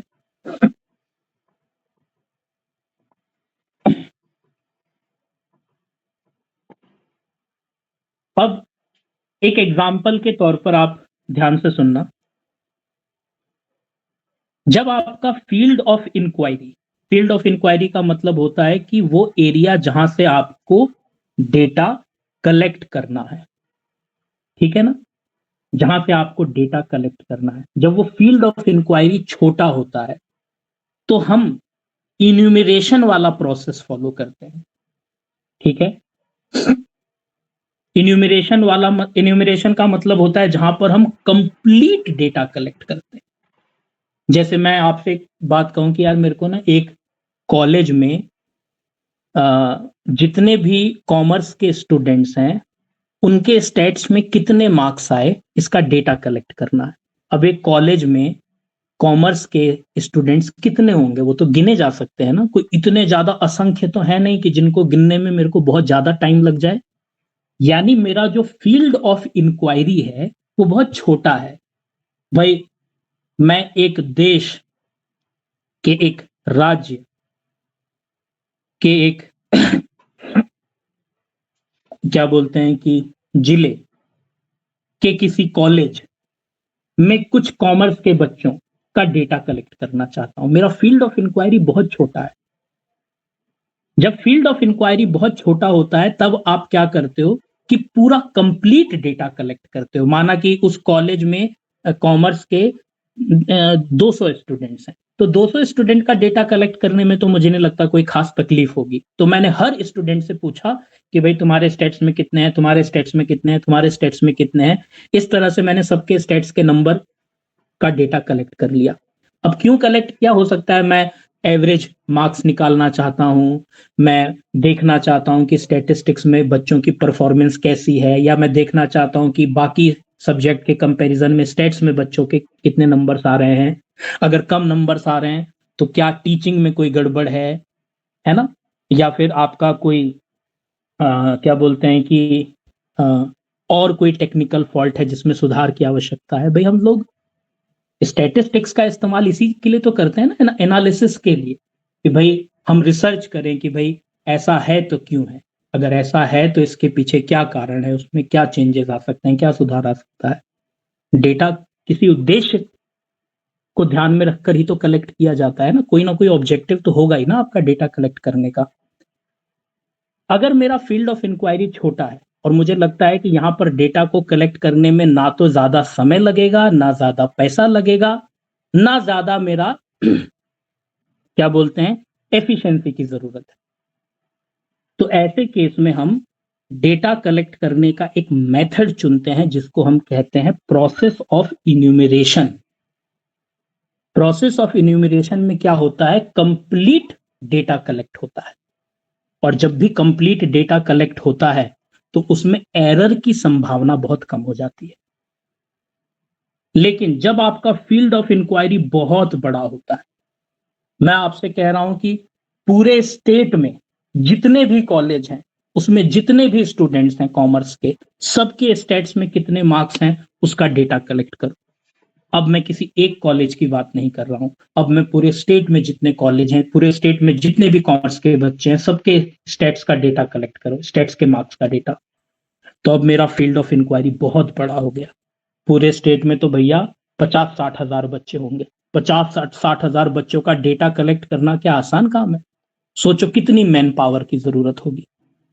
मैन पावर अगर आप इकट्ठी कर भी लोगे तो कितना समय लगेगा, कितना पैसा खर्च होगा, एकदम एफिशिएंसी लेस होगी। कोई काम अगर आपको जल्दी करना होगा तो इतना सारा डेटा कलेक्ट करने में वो इतना समय लगेगा कि आप कोई काम समय से कर ही नहीं पाओगे। यानी कि जब फील्ड ऑफ इंक्वायरी बहुत बड़ा होता है तो डेटा कलेक्ट करने में समय भी ज्यादा लगता है, लागत भी ज्यादा लगती है। तो फिर ऐसे केस में हम क्या करते हैं, सैंपलिंग वाला तरीका चुनते हैं। हम क्या करेंगे, हम सैंपल इकट्ठा करेंगे। अब जैसे मान लो कि पूरे स्टेट में तो 50,000 बच्चे हैं, मैं 50,000 बच्चों का डेटा कलेक्ट करूंगा तो बहुत समय और पैसा खर्च होगा। तो मैं क्या करूंगा, सैंपलिंग के आधार पर डेटा कलेक्ट करूंगा। और सैंपलिंग के आधार जब मतलब मैं एस्टिमेट करूंगा, एस्टिमेशन करने के लिए क्या होगा, मैं एक सैंपल उठाऊंगा। मैंने 50,000 बच्चों में माना कि 2,000 बच्चों का सैंपल उठा लिया और इस सैंपल को स्टडी करके एस्टिमेशन करूंगा, अंदाजा लगाऊंगा। इस सैंपल से जो रिजल्ट आएगा उस रिजल्ट से पूरी पॉपुलेशन के रिजल्ट का मैं अंदाजा लगाऊंगा। ठीक है ना। तो जब सैंपल के आधार पर काम करते हैं तो उसे कहते हैं प्रोसेस ऑफ एस्टिमेशन। यानी कि स्टैटिस्टिक्स में जो डेटा कलेक्ट होता है या तो वो इन्यूमरेटेड होता है या वो एस्टिमेटेड होता है। इन्यूमरेटेड का मतलब जब आप पूरे यूनिवर्स का डेटा कलेक्ट करो। पूरे यूनिवर्स से मेरा मतलब है कि जो भी आपकी फील्ड ऑफ इंक्वायरी है, मेरी फील्ड ऑफ इंक्वायरी में अगर 50,000 डेटा है तो मैंने पूरा 50,000 डेटा कलेक्ट किया, पूरा कंप्लीट डेटा कलेक्ट किया। और एस्टिमेटेड में क्या होता है, आप सैंपल के आधार पर काम करते हो। तो स्टैटिस्टिक्स क्या है, स्टैटिस्टिक्स एक एग्रीगेट ऑफ फैक्ट्स है जो न्यूमेरिकली एक्सप्रेस होता है, जो कई सारे फैक्टर से प्रभावित होता है और जो इन्यूमरेटेड या एस्टिमेटेड हो सकता है। इन्यूमरेटेड कब होता है, जब फील्ड ऑफ इंक्वायरी छोटी होती है तो हम पूरा डेटा कलेक्ट कर लेते हैं। जब फील्ड ऑफ इंक्वायरी बहुत बड़ी होती है तो फिर हम सैंपल के आधार पर एस्टिमेशन करते हैं। जाहिर सी बात है कि इन्यूमरेटेड डेटा में एरर की संभावना कम होगी, एस्टिमेटेड डेटा में एरर की संभावना ज्यादा होगी। भाई जब आप 50,000 बच्चों का अंदाजा 2,000 बच्चों का सैंपल लेकर लगाओगे तो उसमें कुछ तो एरर आने की संभावना रहेगी ना। पर स्टैटिस्टिक्स में सैंपलिंग का एक बहुत बड़ा रोल है। हम सब जानते हैं कि हमारा डेटा जो है वो बहुत लार्ज है।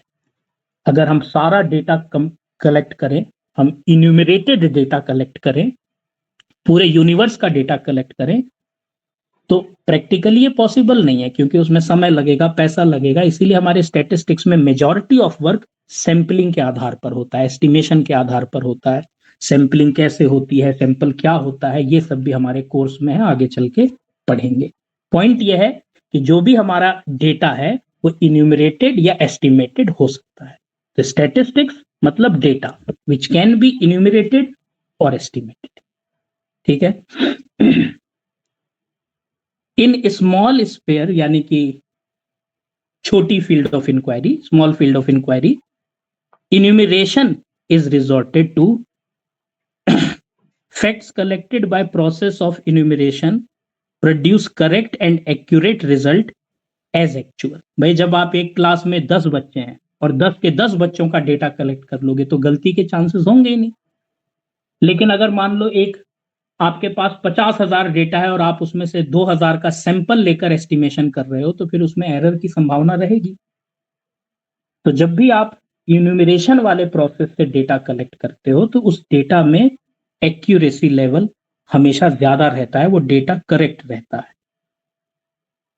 Counting and measurement is possible in this process. भाई इन्यूमरेटेड डेटा तभी, ये काम केवल तभी हो सकता है जब काउंटिंग और मेजरमेंट पॉसिबल हो। कई बार तो काउंटिंग और मेजरमेंट पॉसिबल ही नहीं होता, हमको सैंपल के आधार पर ही काम करना होता है। जैसे मान लो कि आप एक डॉक्टर के पास गए अपना ब्लड टेस्ट करवाने कि भाई आपको कोई बीमारी तो नहीं है खून से जुड़ी हुई, तो वो आपके ब्लड का एक सैंपल ही तो लेता है ना, पूरा खून तो नहीं निकाल लेगा आपकी बॉडी से, क्योंकि मैं जानता हूं कि वहां पर पूरा इन्यूमरेटेड डेटा कलेक्ट करना संभव ही नहीं है। तो वहां पर तो फिर एस्टिमेशन के आधार पर, सैंपल के आधार पर ही काम किया जाएगा। आपके शरीर से थोड़ा सा खून निकाला जाएगा और उस पर स्टडी की जाएगी और उस पर स्टडी करके अंदाजा लगाया जाएगा कि भाई आपके शरीर में क्या क्या समस्याएं हैं। एक अंदाजा ही तो लगाया जाएगा ना आपके सैंपल से। ठीक है। और कई बार ऐसा होता है कि इन्यूमरेटेड डेटा कलेक्ट करना संभव ही नहीं होता, हमें सैंपल के आधार पर ही काम करना होता है। इन्यूमरेशन केवल तभी पॉसिबल है जब फील्ड ऑफ इंक्वायरी छोटी हो, डेटा काउंटेबल हो और मेजरेबल हो। मतलब वो काउंट किए जा सकते हो, मेजर किए जा सकते हो और बहुत ज्यादा डेटा ना हो, फील्ड ऑफ इंक्वायरी छोटी हो, क्योंकि बहुत ज्यादा डेटा होने पर फिर कंप्लीट डेटा कलेक्शन में हमको खर्चा और समय दोनों बहुत ज्यादा लगता है। इफ स्फीयर ऑफ इंक्वायरी यानी field of inquiry is very large and wide, अगर आपका फील्ड ऑफ इंक्वायरी बहुत बड़ा है तो it is not possible to collect facts and information by the process of enumeration, यानी कि इन्यूमरेशन से आप डेटा कलेक्ट कर नहीं कर सकते, सारा डेटा कलेक्ट करना संभव नहीं है। सो method of estimation is preferred. Method of estimation मतलब फिर हम सैंपल के आधार पर काम करते हैं, और सैंपलिंग क्या होती है ये तो एक अपना अलग विषय है। It is natural that estimated facts and information may not be absolutely accurate and precise. जाहिर सी बात है कि जब आप सैंपल के आधार पर काम करोगे, एस्टिमेटेड डेटा कलेक्ट करोगे, तो जाहिर सी बात है वो उसमें एक्यूरेसी लेवल कम होगा, उसमें एरर होने की संभावना रहती है। In this process a sample is drawn from the universe और totality and the result of the sample studied are considered for the universe. यानी कि इस प्रोसेस में क्या होता है, प्रोसेस ऑफ एस्टिमेशन में क्या होता है कि हम पूरे यूनिवर्स से एक सैंपल उठाते हैं, पूरा यूनिवर्स मतलब कंप्लीट सेट ऑफ डेटा, उसको यूनिवर्स कहा जा रहा है, और उसमें से हम एक छोटा सा सैंपल उठाएंगे, उस सैंपल को स्टडी करेंगे, उस सैंपल का जो रिजल्ट निकलेगा वही पूरे पॉपुलेशन के रिजल्ट को रिप्रेजेंट करेगा, ऐसा मान लेते हैं। ठीक है ना। तो इसके डेफिनेशन के हिसाब से जो स्टैटिस्टिक्स है वो एग्रीगेट ऑफ फैक्ट्स है जो इन्यूमरेटेड या एस्टिमेटेड हो सकता है। फिर इसने अपने डेफिनेशन में ये भी कहा कि reasonable standard of accuracy. Reasonable standard of accuracy, इसका क्या मतलब हुआ?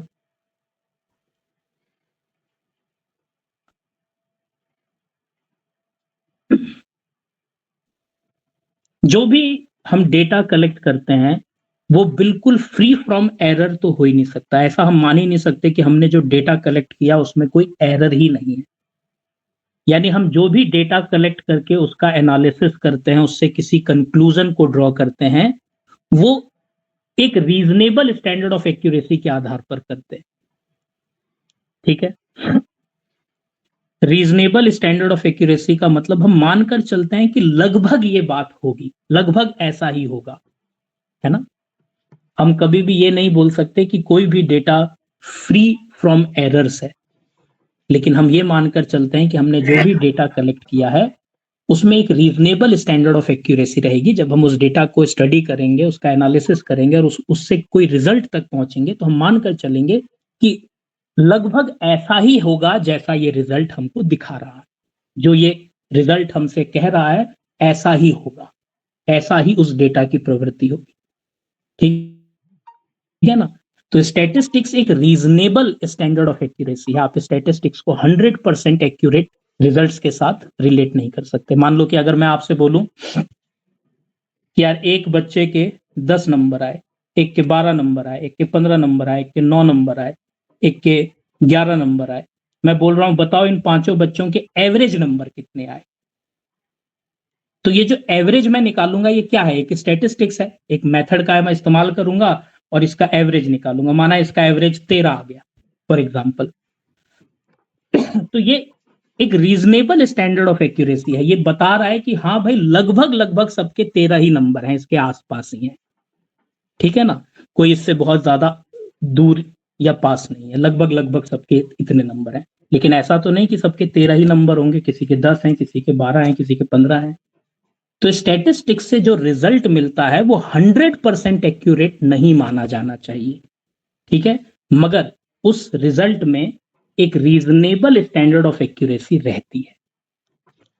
ये एक्यूरेसी का लेवल और बढ़ाया जा सकता है अगर आप इन एरर्स को कम करने का प्रयास करो। आपका डेटा जितना फ्री फ्रॉम एरर्स रहेगा, आपके रिजल्ट उतने ज्यादा एक्यूरेट रहेंगे। लेकिन कभी भी 100% एक्यूरेट रिजल्ट स्टैटिस्टिक्स आपको नहीं देता। स्टैटिस्टिक्स आपको 100% गारंटी नहीं देता कि वो जो कह रहा है वो सत्य है। वो आपको एक रीजनेबल एश्योरेंस देता है कि हाँ लगभग लगभग ऐसा ही है, ऐसा ही होगा, ऐसा ही होना चाहिए, ठीक है ना। अब जैसे मान लो कि प्रोबेबिलिटी ही है, अब मान लो कि वेदर रिपोर्ट में आ रहा है कि भाई 60% चांसेस है बारिश होने के, अब जरूरी थोड़ी है कि बारिश हो ही जाएगी, स्टेटिस्टिक्स कह रहा है भाई 60% चांसेस, हो भी सकती है नहीं भी हो सकती है, ठीक है ना। तो एक रीजनेबल स्टैंडर्ड ऑफ एक्यूरेसी, एक रीजनेबल एश्योरेंस है, ठीक है ना। 100% एक्यूरेसी स्टैटिस्टिक्स में नहीं पाई जाती। इसके बाद ये कह रहा है कि स्टैटिस्टिक्स एक ऐसा एग्रीगेट ऑफ फैक्ट्स है जो कलेक्ट किया जाता है in a systematic manner for predetermined purposes. इसका क्या मतलब हुआ?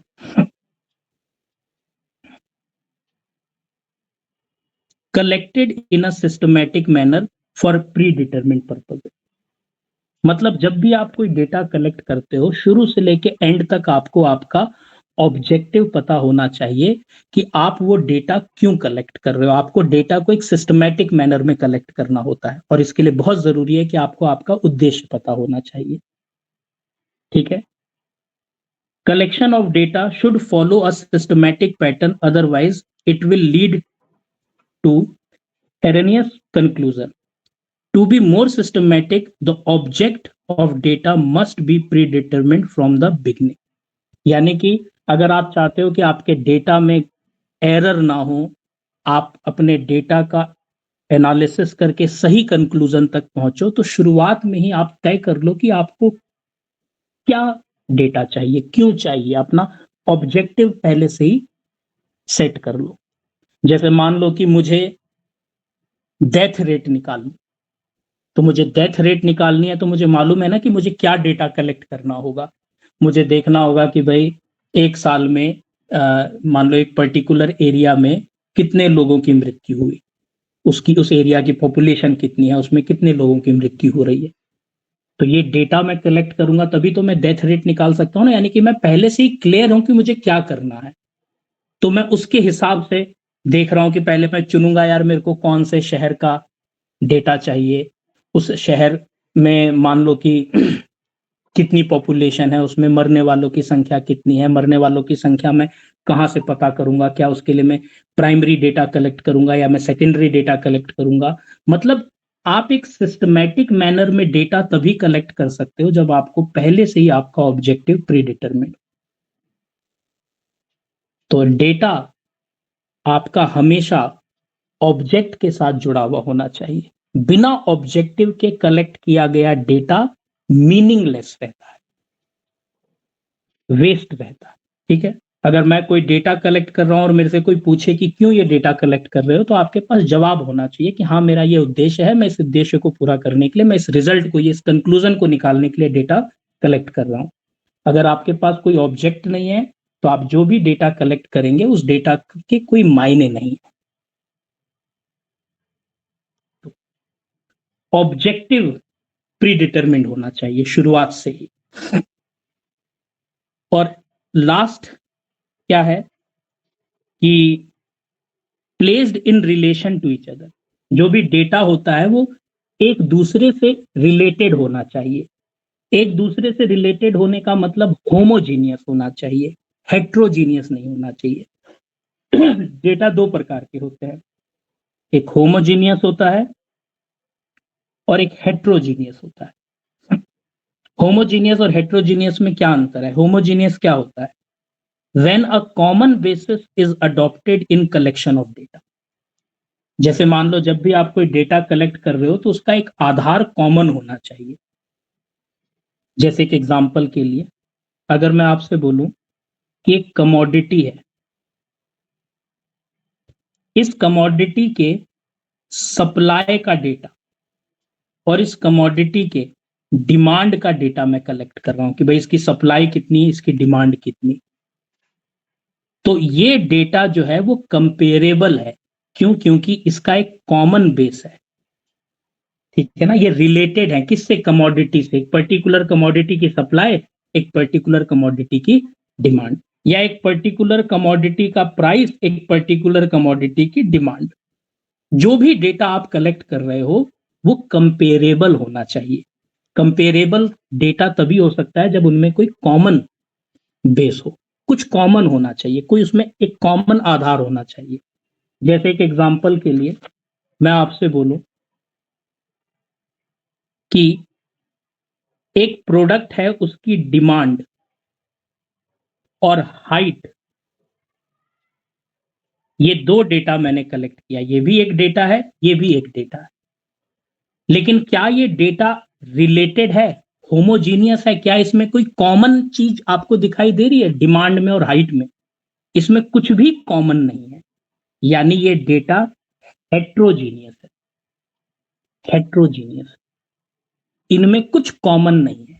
जिस डेटा में कुछ भी कॉमन नहीं होता, उससे आप किसी कंक्लूजन तक नहीं पहुंच सकते। मैं डिमांड और हाइट के डेटा का क्या करूं, इन दोनों में कोई रिलेशन ही एस्टेब्लिश नहीं हो रहा। लेकिन अगर मैं बोलूं डिमांड और प्राइस का डेटा, तो हाँ, इसमें कॉमन है, कमोडिटी, कमोडिटी का प्राइस, कमोडिटी की डिमांड, गुड्स का प्राइस, गुड्स की डिमांड। तो ये वाला डेटा होमोजीनियस, ये हेट्रोजीनियस नहीं है। होमोजीनियस डेटा मतलब जिसमें कुछ कॉमन हो। जब तक उसमें कुछ कॉमन नहीं होगा, आप वो डेटा कभी भी कंपेरेबल नहीं होगा। और अगर डेटा कंपेरेबल नहीं है, तो आप उससे क्या एनालिसिस करेंगे, क्या कंक्लूजन निकालेंगे? Statistics can not be done. Statistics can not be done with heterogeneous data. Statistics केवल संभव है होमोजीनियस डेटा के साथ।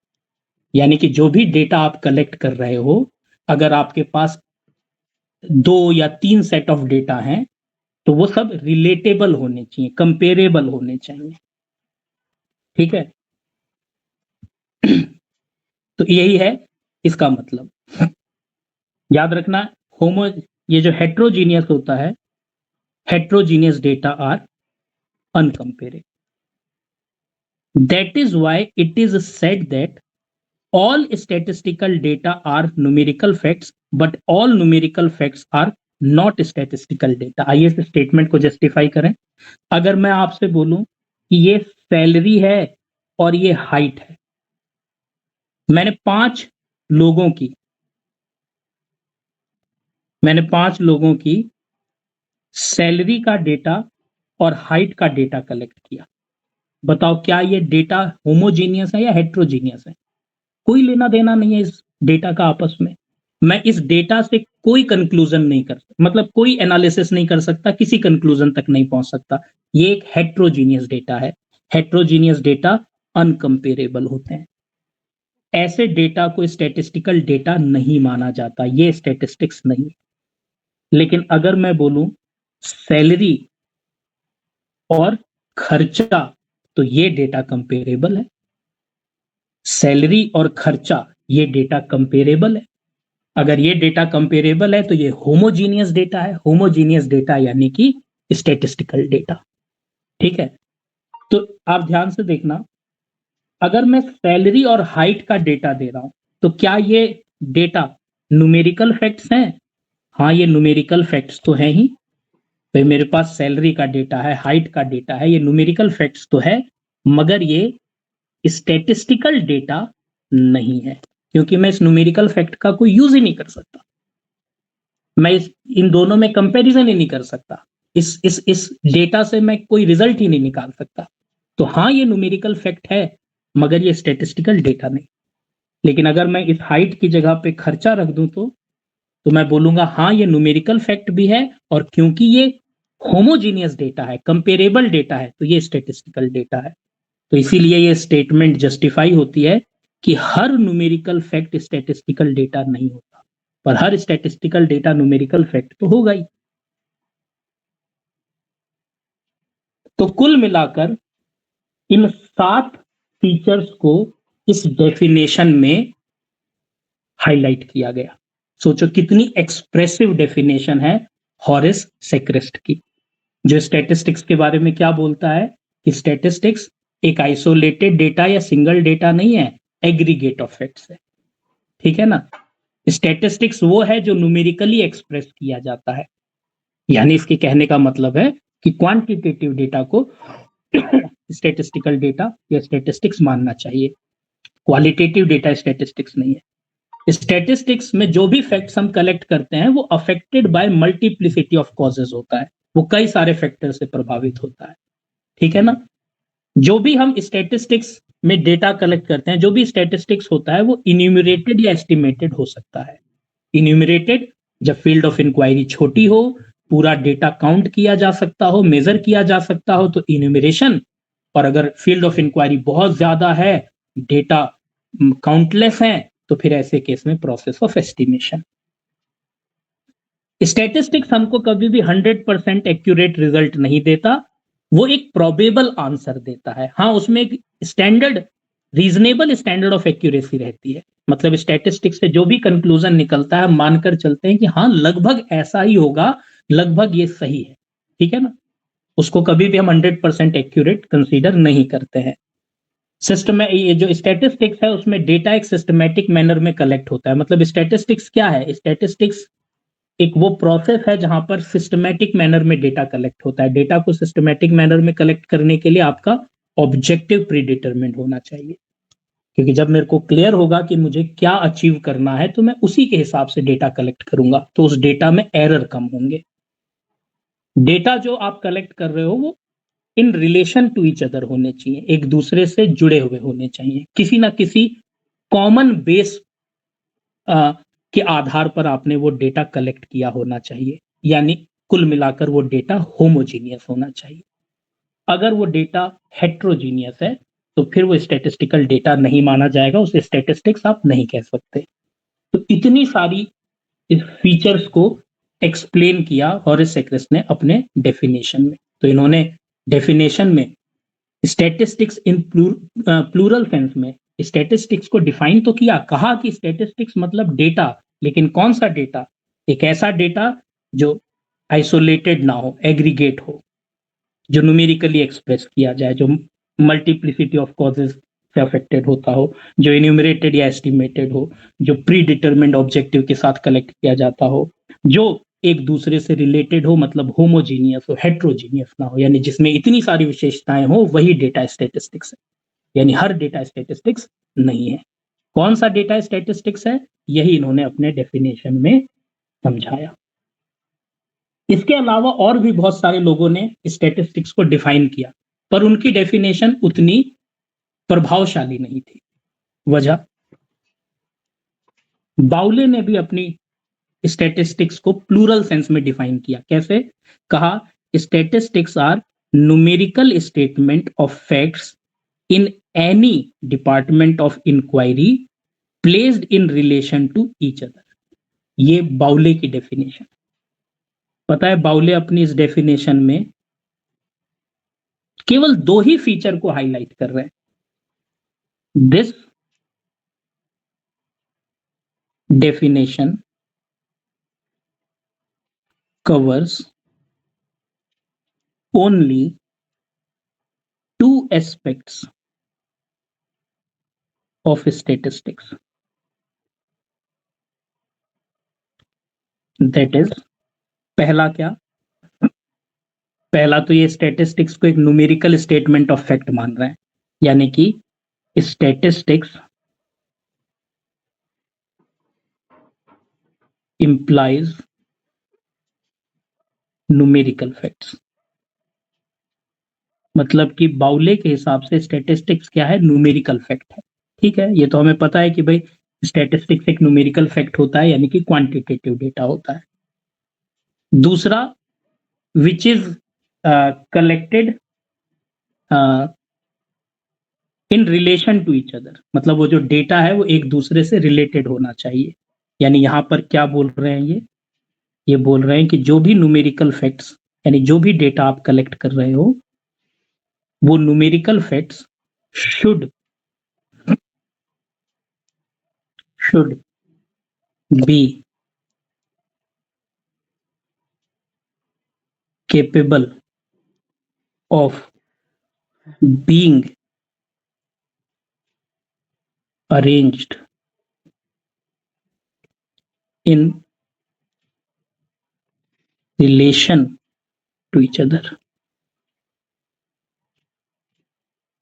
यानी कि इन्होंने अपनी डेफिनेशन में केवल दो ही फीचर को हाईलाइट किया कि भाई स्टैटिस्टिक्स मतलब न्यूमेरिकल फैक्ट्स, और वो न्यूमेरिकल फैक्ट्स जो होते हैं वो in relation to each other होने चाहिए, एक दूसरे से रिलेटेड होने चाहिए, बोले तो वो होमोजीनियस होने चाहिए। यही कहने का मतलब हुआ ना इसका। यानी कि इसने अपने डेफिनेशन में दो ही बातों को हाईलाइट किया कि भाई स्टैटिस्टिक्स प्लूरल सेंस में, स्टैटिस्टिक्स मतलब क्या है, एक डेटा है, एक न्यूमेरिकल फैक्ट्स है जो कि होमोजीनियस होना चाहिए, in relation to each other होना चाहिए, ठीक है ना, हेट्रोजीनियस नहीं होना चाहिए। अब ये डेफिनेशन में जिन दो फीचर्स को ये हाईलाइट कर रहे हैं वो दोनों ठीक हैं पर पर्याप्त नहीं है। हमने देखा कि एक व्यक्ति है हॉरिस पेक्रिस्ट, जिसने स्टैटिस्टिक्स को प्लूरल सेंस में कितना बेहतर डिफाइन किया। उसने कहा कि स्टैटिस्टिक्स एक डेटा है, लेकिन कौन सा डेटा, एग्रीगेट ऑफ फैक्ट्स। इसके बारे में तो बाउले ने कोई बात ही नहीं करी। न्यूमेरिकली एक्सप्रेस्ड, हाँ बाउले ने कहा कि हाँ स्टैटिस्टिक्स क्वांटिटेटिव डेटा है, वो न्यूमेरिकली एक्सप्रेस किया जाता है। मल्टीप्लिसिटी ऑफ कॉजेस के बारे में तो बाउले ने बात ही नहीं करी। इन्यूमरेटेड एस्टिमेटेड के बारे में तो बाउले ने बात ही नहीं करी। ये तो बोला ही नहीं कि स्टैटिस्टिक्स हमको 100% एक्यूरेट रिजल्ट नहीं देता, केवल वो एक रीजनेबल स्टैंडर्ड ऑफ एक्यूरेसी है, ठीक है ना। प्री डिटरमिन्ड ऑब्जेक्टिव के साथ डेटा कलेक्ट होना चाहिए, इसके बारे में तो कुछ बात ही नहीं करी। हाँ, in relation to each other होना चाहिए, इसके बारे में बात करी। उसने इनडायरेक्टली कहा कि जो भी डेटा आप कलेक्ट कर रहे हो वो न्यूमेरिकल फैक्ट्स होने चाहिए और वो होमोजीनियस होने चाहिए, कंपेरेबल होने चाहिए। यानी कि ये स्टैटिस्टिक्स को डिफाइन कर तो रहा है, कुछ फीचर्स के बारे में बता तो रहा है, पर ये अपने आप में पर्याप्त नहीं है। एक व्यक्ति है जिसने इससे भी बेहतर डेफिनेशन दी है, जिसने इन दो फीचर्स को तो शामिल किया ही है, उसके अलावा भी और कई सारे फीचर्स को उसने अपनी डेफिनेशन में शामिल किया है। तो अभी तक तो ज्यादा आइडल डेफिनेशन वही वाली दिख रही है, हॉरिस पेक्रिस्ट वाली। तो बाउले वाली डेफिनेशन ठीक है पर पर्याप्त नहीं है, इसीलिए इस डेफिनेशन को आइडल नहीं माना जाता। इसी तरह से एक यूल और कैंडल है, इन्होंने क्या डेफिनेशन दी, by statistics we mean quantitative data. ध्यान दो, फिर से ये भी वही कह रहा है कि स्टैटिस्टिक्स मतलब क्वांटिटेटिव डेटा। यानी एक बात तो तय रही, ये तो सब लोग कह रहे हैं कि स्टैटिस्टिक्स एक क्वांटिटेटिव डेटा है, यानी न्यूमेरिकल फैक्ट्स है। क्वालिटेटिव डेटा को स्टैटिस्टिक्स कोई भी नहीं मान रहा। Affected to a marked extent by multiplicity of cause. भाई ये भी स्टैटिस्टिक्स के केवल दो ही फीचर्स को हाईलाइट कर रहा है अपनी definition. This definition covers only two aspects of statistics, that is कौन से दो एस्पेक्ट को कवर कर रहा है। पहला, ये बोल रहा है कि भाई डेटा क्या होता है, डेटा क्वांटिटेटिव होता है।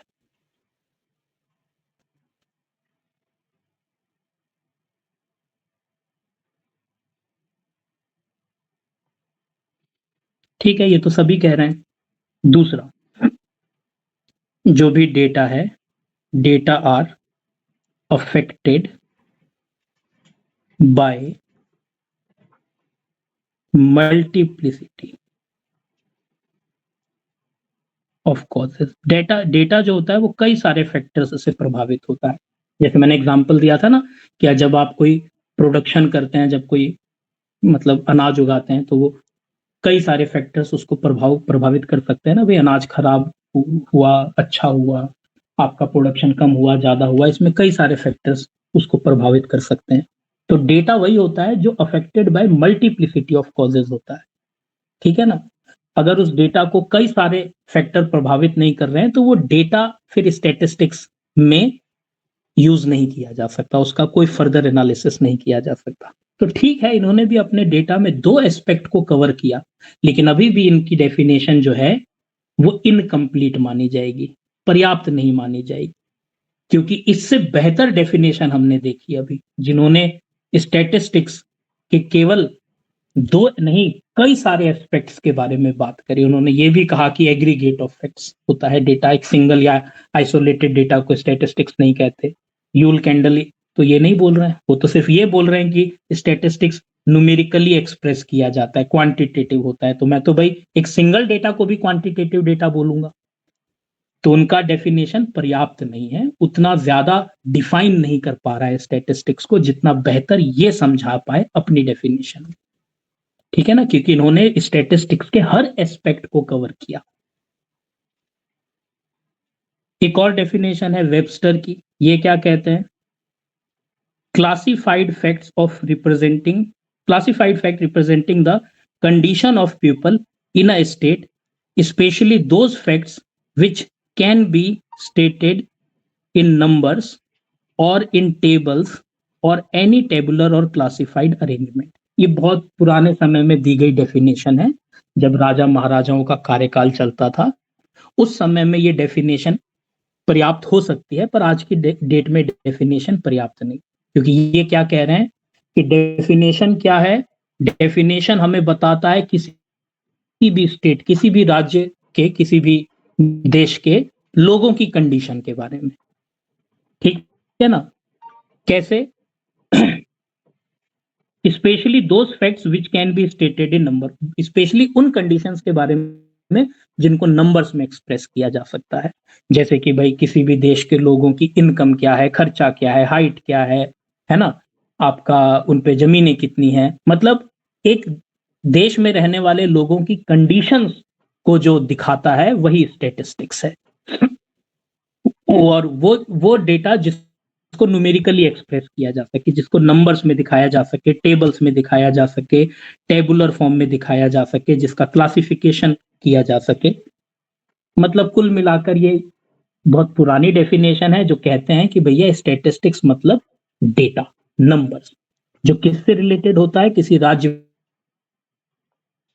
में रहने वाले लोगों से रिलेटेड होता है, जो उन लोगों की स्थिति को बताता है, कंडीशन को बताता है। यानी कि ये तो बहुत संकुचित डेफिनेशन है, बहुत नैरो डेफिनेशन। यानी कि अगर मैं प्लूरल सेंस जिसमें स्टैटिस्टिक्स को केवल किससे रिलेट किया गया है? डेटा से, कि स्टैटिस्टिक्स मतलब क्या? डेटा। तो भाई अगर मैं उस प्लूरल सेंस में भी स्टैटिस्टिक्स को डिफाइन करूं तो सबसे बेहतर डेफिनेशन यही निकल कर आती है, जो हमें बताती है कि हाँ, प्लूरल सेंस में स्टैटिस्टिक्स का मतलब डेटा है, लेकिन कौन सा डेटा? ऐसा डेटा जो एग्रीगेट ऑफ फैक्ट्स हो, जो न्यूमेरिकली एक्सप्रेस किया जा सके, जो कई फैक्टर से प्रभावित होता हो, जो इन्यूमरेटेड या एस्टिमेटेड हो। फील्ड ऑफ इंक्वायरी छोटी है तो इन्यूमरेटेड हो, बड़ी है तो एस्टिमेटेड हो, ये सारी चीजें। तो इसीलिए कहा गया कि डेफिनेशन तो कई लोगों ने दी, बाउले ने भी दी, इसने भी दी, इसने भी दी, लेकिन जो प्रोफेसर हॉरेस सेक्रेस्ट हैं, इनकी डेफिनेशन सबसे ज्यादा एग्जॉस्टिव।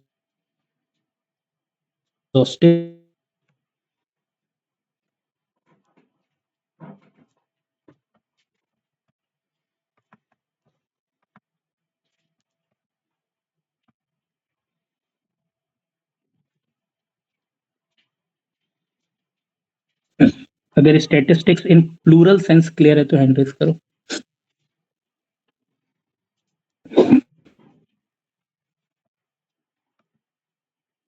इसी तरह से स्टैटिस्टिक्स को सिंगुलर सेंस में डिफाइन किया गया है। प्लूरल तो हमने पढ़ा कि प्लूरल सेंस क्या मतलब? डेटा। और सिंगुलर सेंस में स्टैटिस्टिक्स क्या है, इसके बारे में हम कल बात करेंगे। याद रखना, डेफिनेशन मोस्ट इंपॉर्टेंट होता है एग्जाम में, यहां से भी सवाल पूछे जा सकते हैं। तो इंट्रोडक्शन वाले पार्ट में हम स्टैटिस्टिक्स के बारे में बेसिक जान